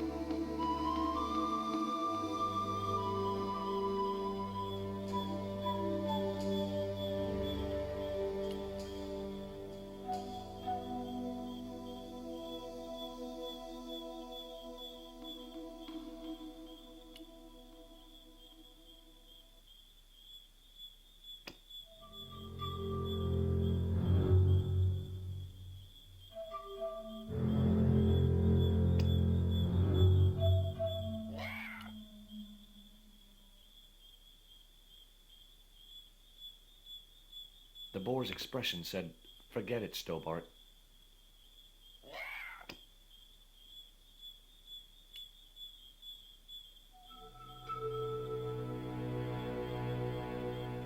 The boar looked determined to stop me from getting past.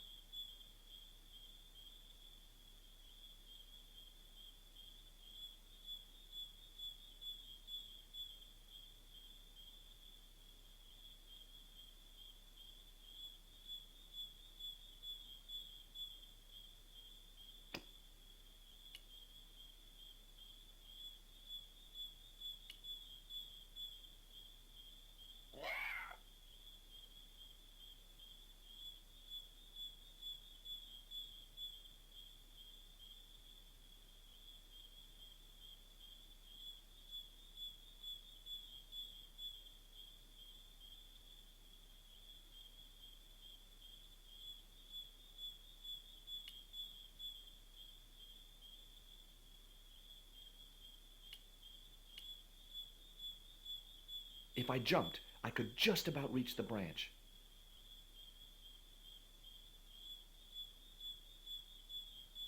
Climbing the tree wasn't going to help any in this situation. It was a stout, overhanging branch.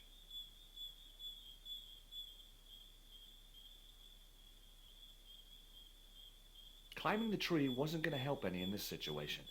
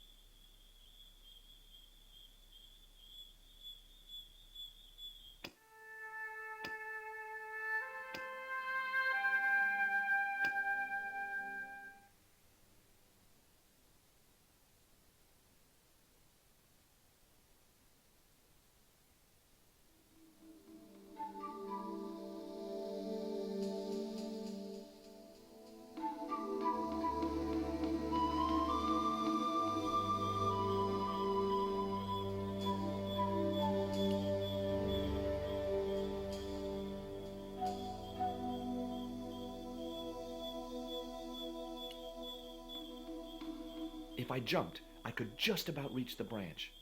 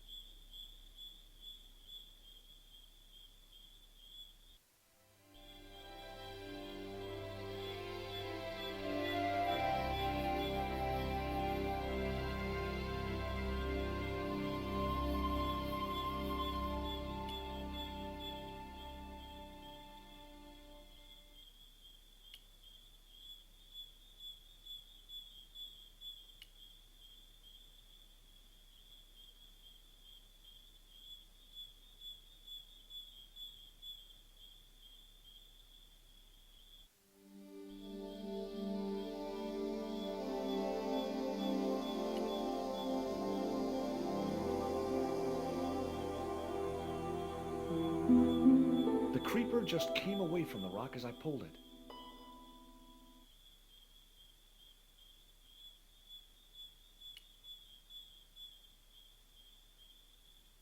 The creeper didn't look like it would hold my weight.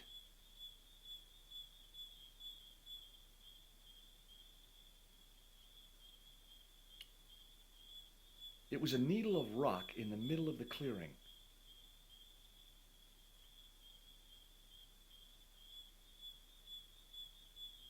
It didn't look like a natural formation.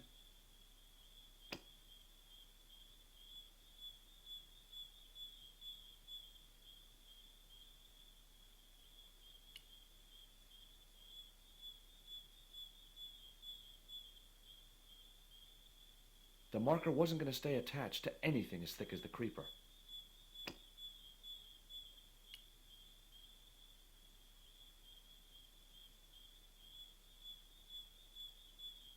The marker clipped firmly onto the net.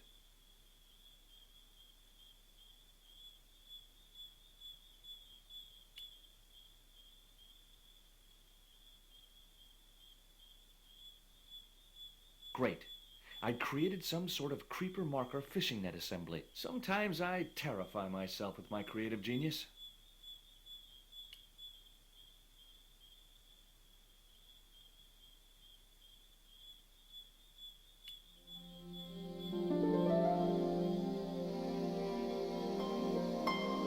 I'd successfully got the marker into a position near the top of the needle simply by using the kind of lateral thinking that can get you institutionalized.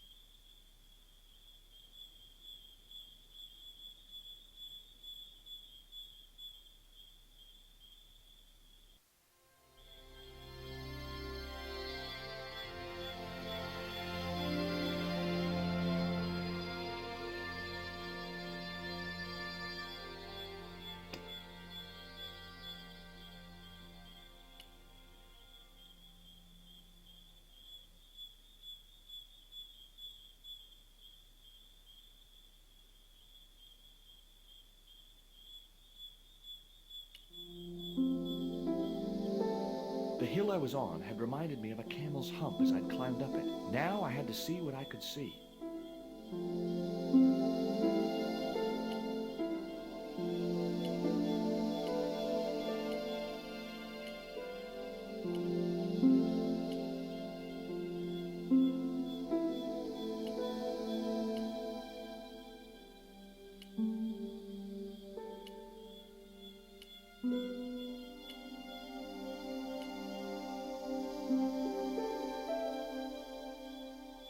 An ugly little cave.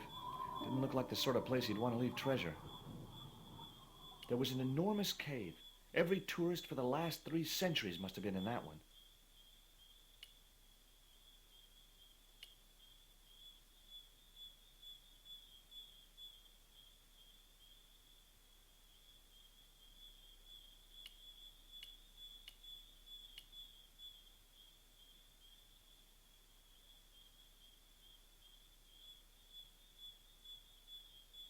It was the marker which I had raised up the needle of rock.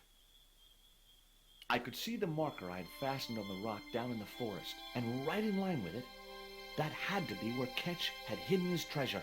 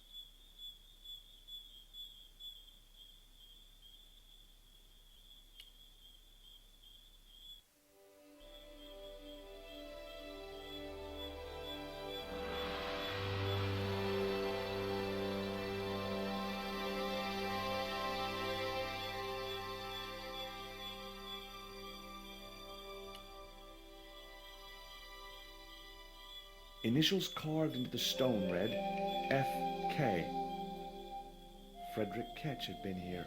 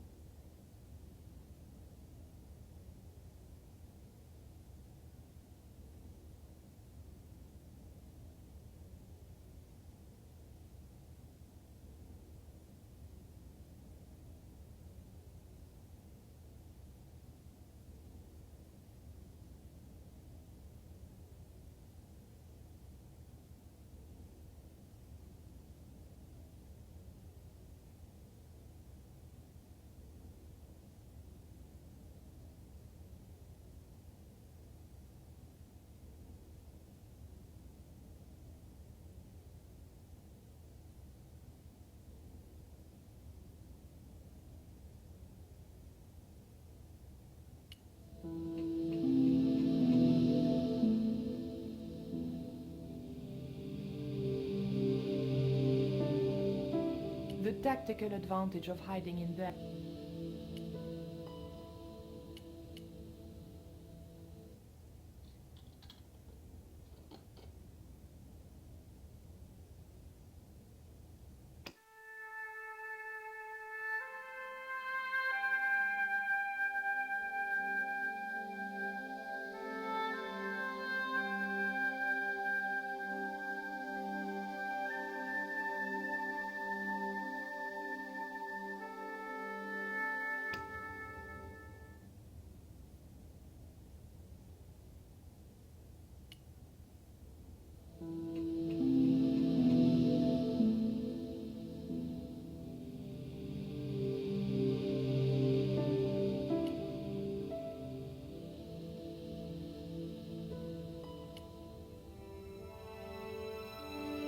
Got you.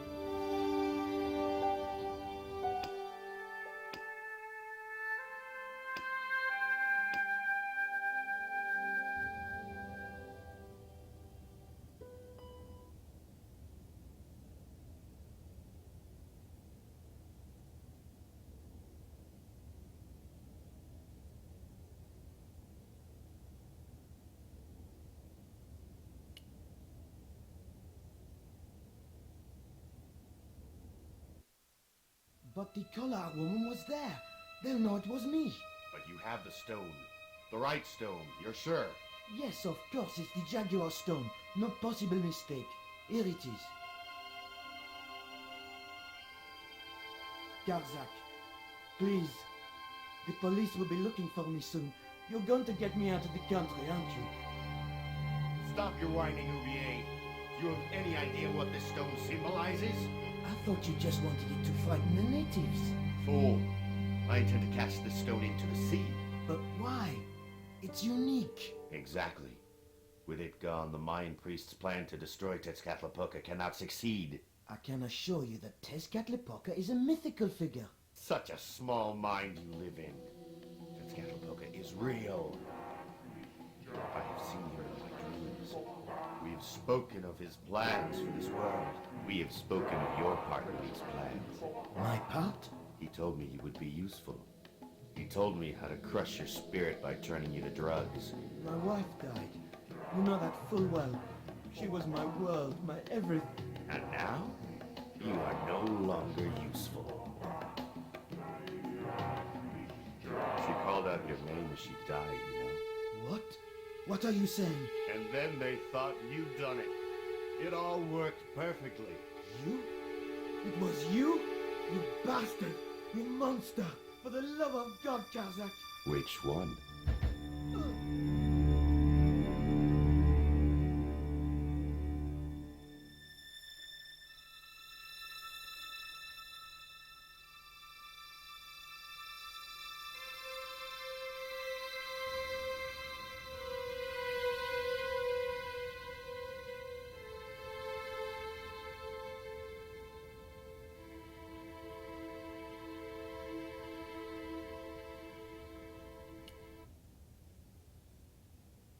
There were no signs of life, but I checked that Ubiye really was beyond help.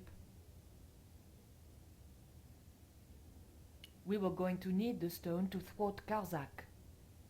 I knew Ubiye would have approved.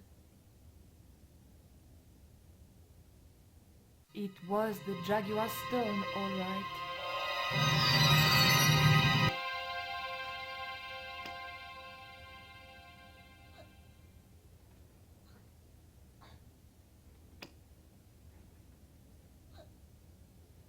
I was seconds from death.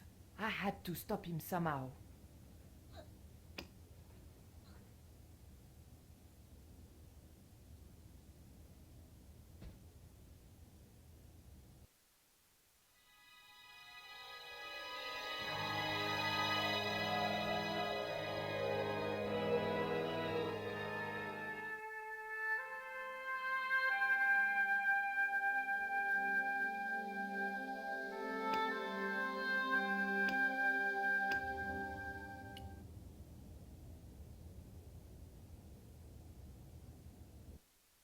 But the Collard woman was there. They'll know it was me. But you have the stone. The right stone, you're sure? Yes, of course, it's the Jaguar stone. No possible mistake. Here it is. Garzak, please. The police will be looking for me soon. You're going to get me out of the country, aren't you? Stop your whining, Urie. Do you have any idea what this stone symbolizes? I thought you just wanted it to frighten the natives. Fool. I intend to cast this stone into the sea. But why? It's unique. Exactly. With it gone, the Mayan priest's plan to destroy Tezcatlipoca cannot succeed. I can assure you that Tezcatlipoca is a mythical figure. Such a small mind you live in. Tezcatlipoca is real. I have seen him in my dreams. We have spoken of his plans for this world. We have spoken of your part in these plans. My part? He told me you would be useful. He told me how to crush your spirit by turning you to drugs. My wife died. You know that full well. She was my world, my everything. And now, you are no longer useful. She called out your name as she died, you know. What? What are you saying? And then they thought you'd done it. It all worked perfectly. You? It was you? You bastard! You monster! For the love of God, Garzak! Which one?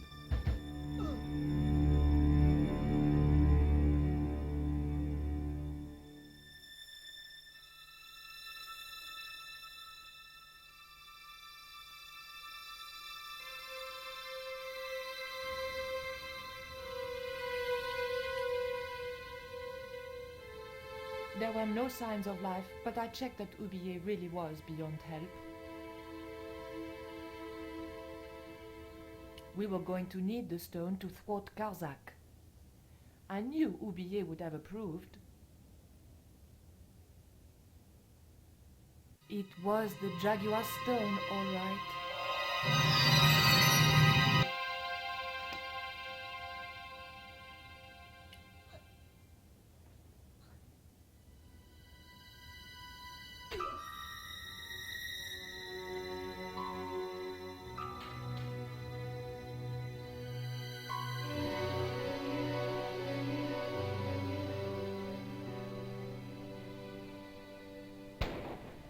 Pirates?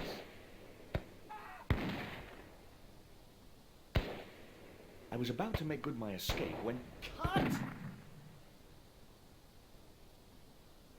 Who the hell are you? I can explain everything. Don't bother.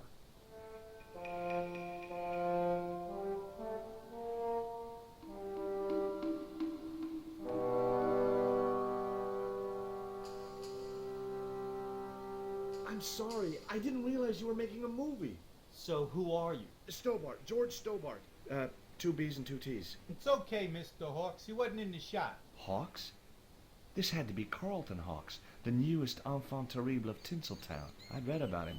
Mailroom boy makes good. Nice to know it was still possible to get to be a director armed with only an encyclopedic knowledge of postal charges. Stay out of the way, surfer boy. I'll deal with you later. Surfer boy?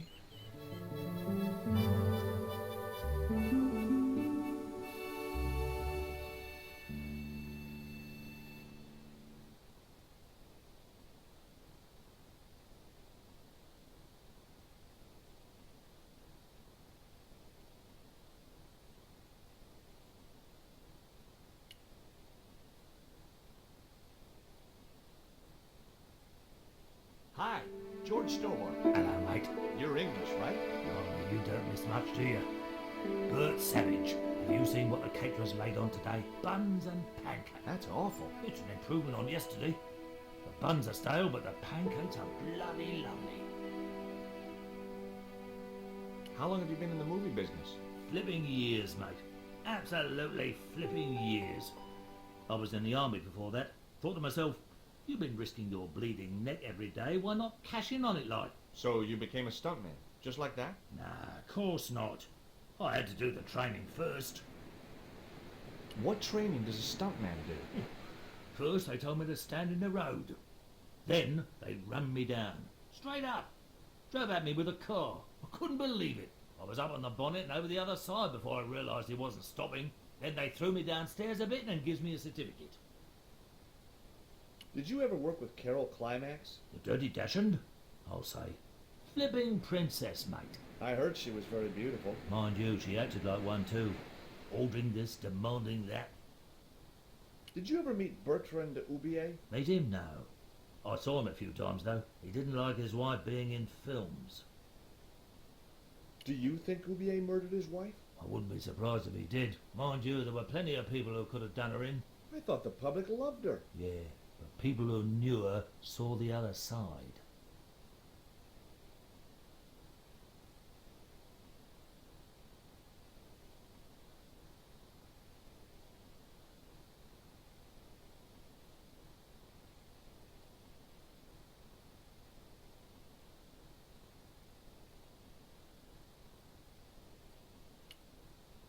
Have you ever seen anything like this before? What's that, mate?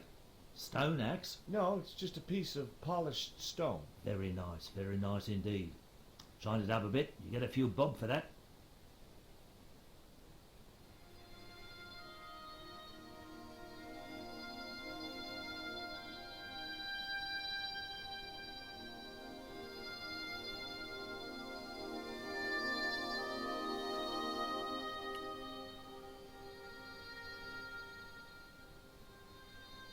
Hi there, George Stobart. Uh-huh.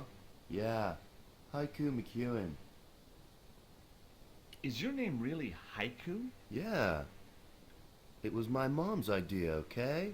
When I was born, I was so small and perfectly formed I reminded her of a Japanese poem. Well, I guess it could have been worse. She could have called you Limerick. That's my middle name. Did you always want to be an actor? I don't think of what I do as acting, man. You're not alone. It's more like I'm the voice of my generation.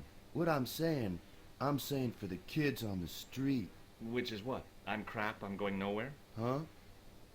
What are you saying, man? Stobart, get out of shot. Positions, everybody. I'll get a flip chart and explain it to you later, Haiku. Haiku, baby, are you ready?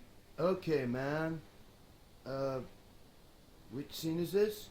You've been captured by Silver's accomplice, Pirate Babs, who's fallen in love with you. Okay, people, top of page 76, Sharon. What about my big speech? It's been cut. Everybody ready? Up to speed. Quiet on the set. Okay, let's make magic. Oh, please. And action! Why don't you forget that dumb old squire and his bunch of merry men? Can't you see we were made for each other? I know, but Squire Trelawney saved my life, Captain Babs. Why, if it hadn't have been for him, that giant octopus would have made mincemeat out of me. But right now he thinks you're a traitor. He's locked you out of the stockade, Jimbo. That 20-foot-high wall with spikes might have kept out Silver's men, but it ain't gonna stop me. Oh, Jimbo. And cut! Good heavy breathing, Sharon. Natch, I'm a pro. Did you get the heavy breathing, Flash? Did I ever, boss? We should have made this movie in 3D. Haiku, you were great. We're setting up for the stunt now, so get a bite to eat.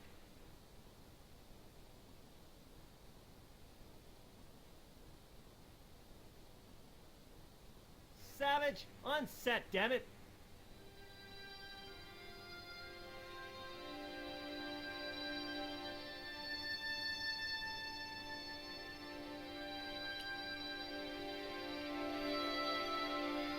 Mr. Hawks, I was wondering if... Not now. I got a movie to make.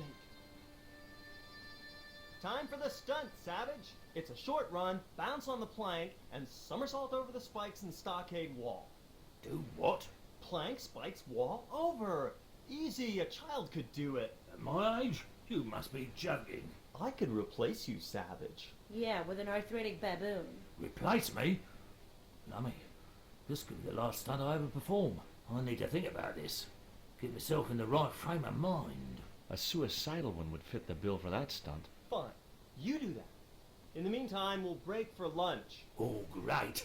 I'm famished. Stay right there and meditate, savage. Tight-ass little git.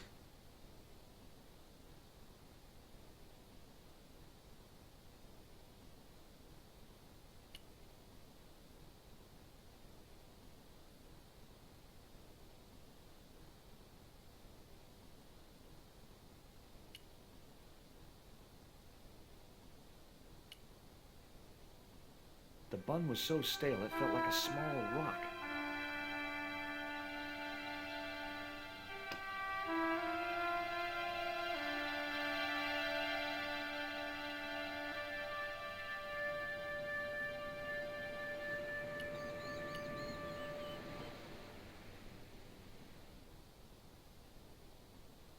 As I walked towards the bush, it started buzzing angrily.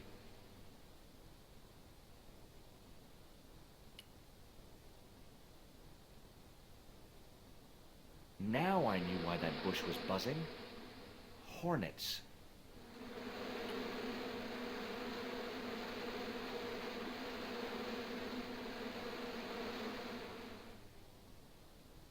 I don't want to worry you, but there's a hornet's nest over in that bush. Hornets.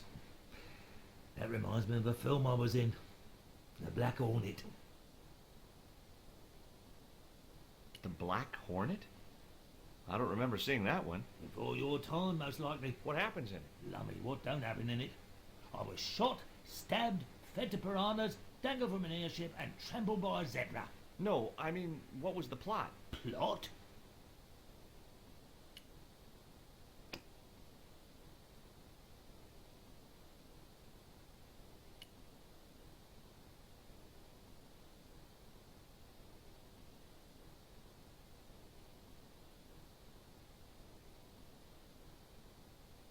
What have you got there? Would you like a pancake, Bert? Don't mind if I do. The pancake oozed maple syrup all over Bert's chins. You put bloody syrup on that pancake. Now it's messed me all up.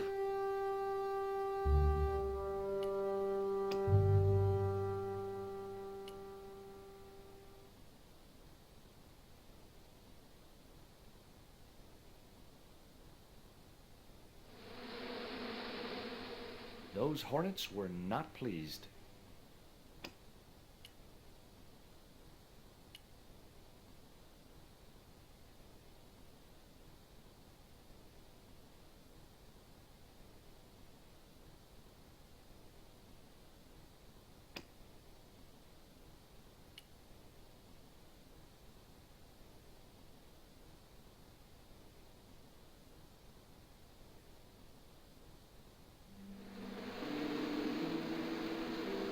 Get that camera rolling. This could be good.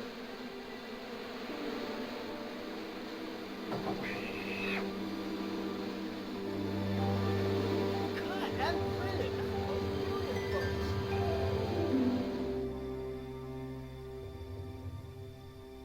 Okay, the next scene is down on the beach. This is where Hawkins finds the treasure in the Cave of the Crabs.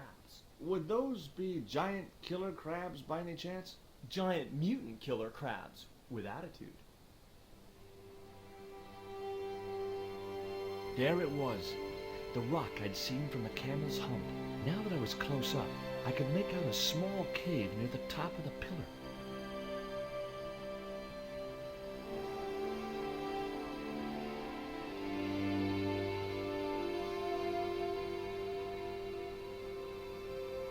Hey, you! Trouble! Who, me?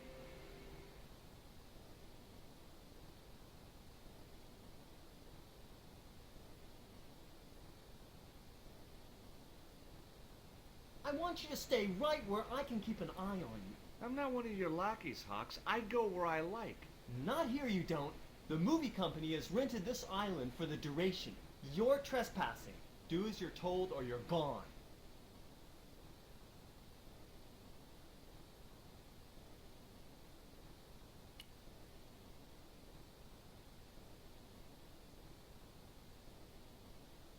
Hi, Bert. Don't you eye me.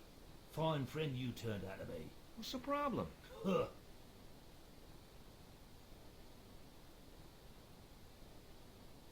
What's it like to work with Carlton Hawk? Flipping misery, mate.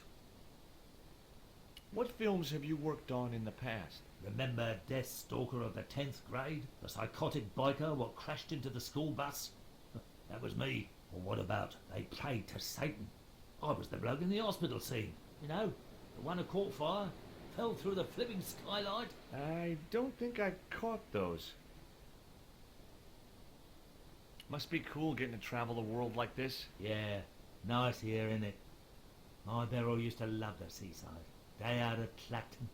Bloody smashing. A pint of jellied eels washed down with a bottle of brown. Quick feel on a big wheel and a stroll around the town. Course, them days, you could live like a flipping king on 10 bob a night. Tombola, frothy coffee at the cafe or the prom. You know, I don't have the faintest idea what you're talking about.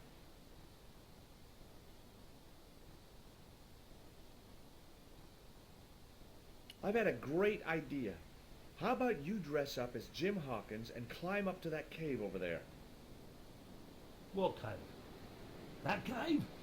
You must think I'm balmy. I did me back in being chased by them hornets over that flaming stockade wall. No way am I going up there. Well, that narrowed the field. Would you like this pot of syrup? No way, I'm messed up enough already. Look, Bert, what's wrong? You got a bloody nerve. If I didn't know better, I'd have thought you gave me that pancake just so them hornets would go for me. Oh, Bert, you've wounded me. How can you think that? Well, by looking at the evidence. I don't know why you still want to be a stuntman anyway. It's all I know, isn't it? If I don't do this, what do I do? Well, how about being a stunt coordinator? Being a what? You stand around in a big jacket and a baseball cap, telling the stunt people what to do. I can do that. Hey, you've done the job for years and you're not dead. That's gotta be good for morale. Well, I don't know. You get your own megaphone. I'll do it. George Stobart, international adventurer and roaming careers advisor.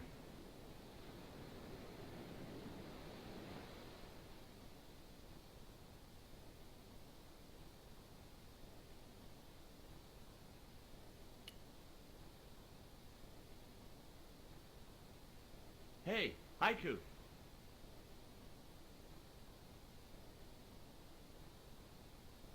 Yeah, man. I may not be making millions of dollars, and I may not have thousands of nubile, if uncritical, young women lusting for my body, but I've got something that you haven't. This small piece of coal. Man, you're getting freaky on me.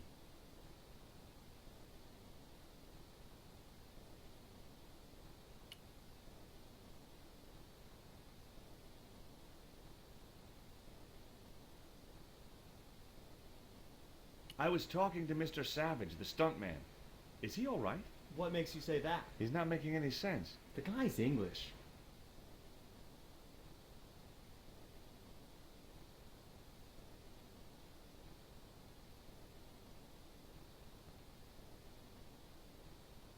What's the name of the movie? Are you trying to be funny? No. It's Treasure Island, the only book I ever read twice. I don't recall any girls in Treasure Island. Gotta think box office. People like that kind of thing. What other changes have you made to the story? Just a few minor details. You haven't written out Long John Silver. Are you questioning my integrity as an artist? Of course Silver's still in it. We've even hung on to Captain Flint. His parrot. His trained attack falcon. Why do you think Blind Pew's blind? Did you say you've changed the ending of the story? That's right. Do they find the treasure? Yeah, but that comes later, after they've escaped the volcanic eruption. A volcano? Sure. Krakatoa. All the millions spent on a movie, and nobody thinks to buy an atlas. Who's playing Jim Hawkins? Haiku McEwen. Oh, don't tell me you've never heard of him. I don't go to the movies too often. Jeez. Haiku is only the hottest teen star in Hollywood. That's why we're on such a tight schedule. Gotta film the close-ups before he hits puberty. You don't look happy. Why should I be happy? Look at that cave. It's supposed to be where the treasure is. So? Look at it. It's crap. Does that look like the sort of place anybody would hide treasure? I should have had props build me a proper damn cave. A cinematic cave. What do you mean, a cinematic cave? One with drama. Danger. One that looks like the mouth of a big stone skull would be cool, but I'd settle for drama and danger. Who's the leading lady? Don't you recognize her? That's Sharon Kowalski. Oh, right. I'd never heard of her. You know what the locals call this place, don't you? No, but I guess you're gonna tell me. Zombie Island. Zombies? A crazed gleam came into his eye. Get me the writers. Get me makeup. I want zombie pirates in this movie by the end of today.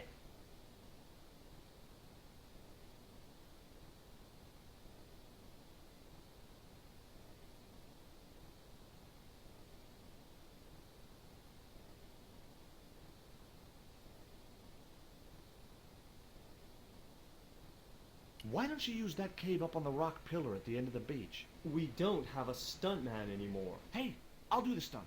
I appreciate the offer, but if you fall, you'll sue us. No, I won't. Everybody hear that? I heard it. Good enough, we're covered. Got any experience? Death-defying leaps, desperate fistfights, getting caught in explosions, you name it. Okay, people, move out. We're shooting the scene at the end of the beach. No, we're not. The camera's still bogged down. Shoot, I forgot about that. No go, Stobart. We'll have to use this cave after all. Flash? Yep. We can't film at the Needle Rock because the camera's bogged down, right? You got it, champ. So why can't we use the portable camera instead? You know, that's a pretty smart idea.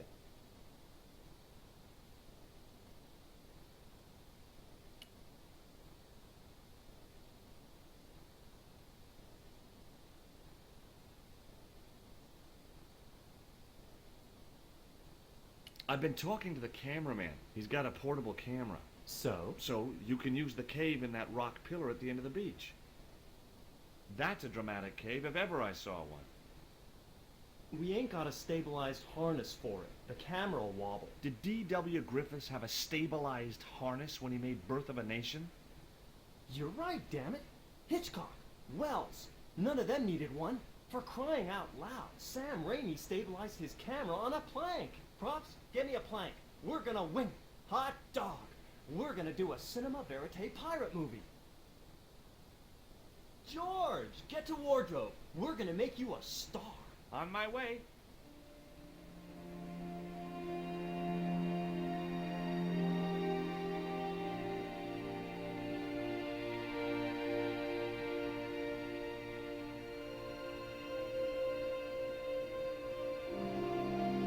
Ready when you are, Mr. Hawks.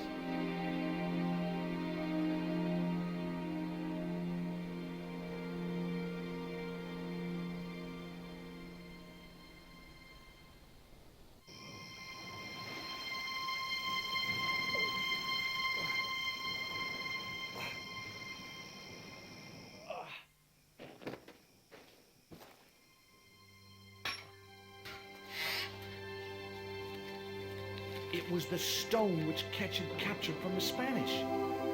The Eagle Stone.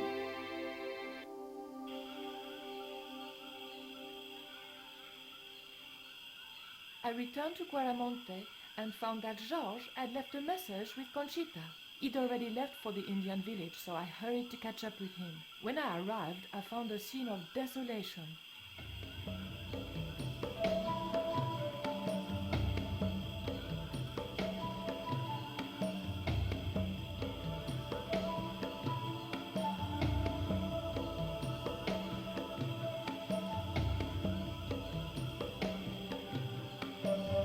These sunglasses are Georges.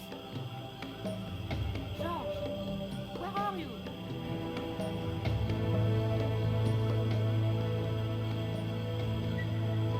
Titi Coco, I'm almost glad to see you.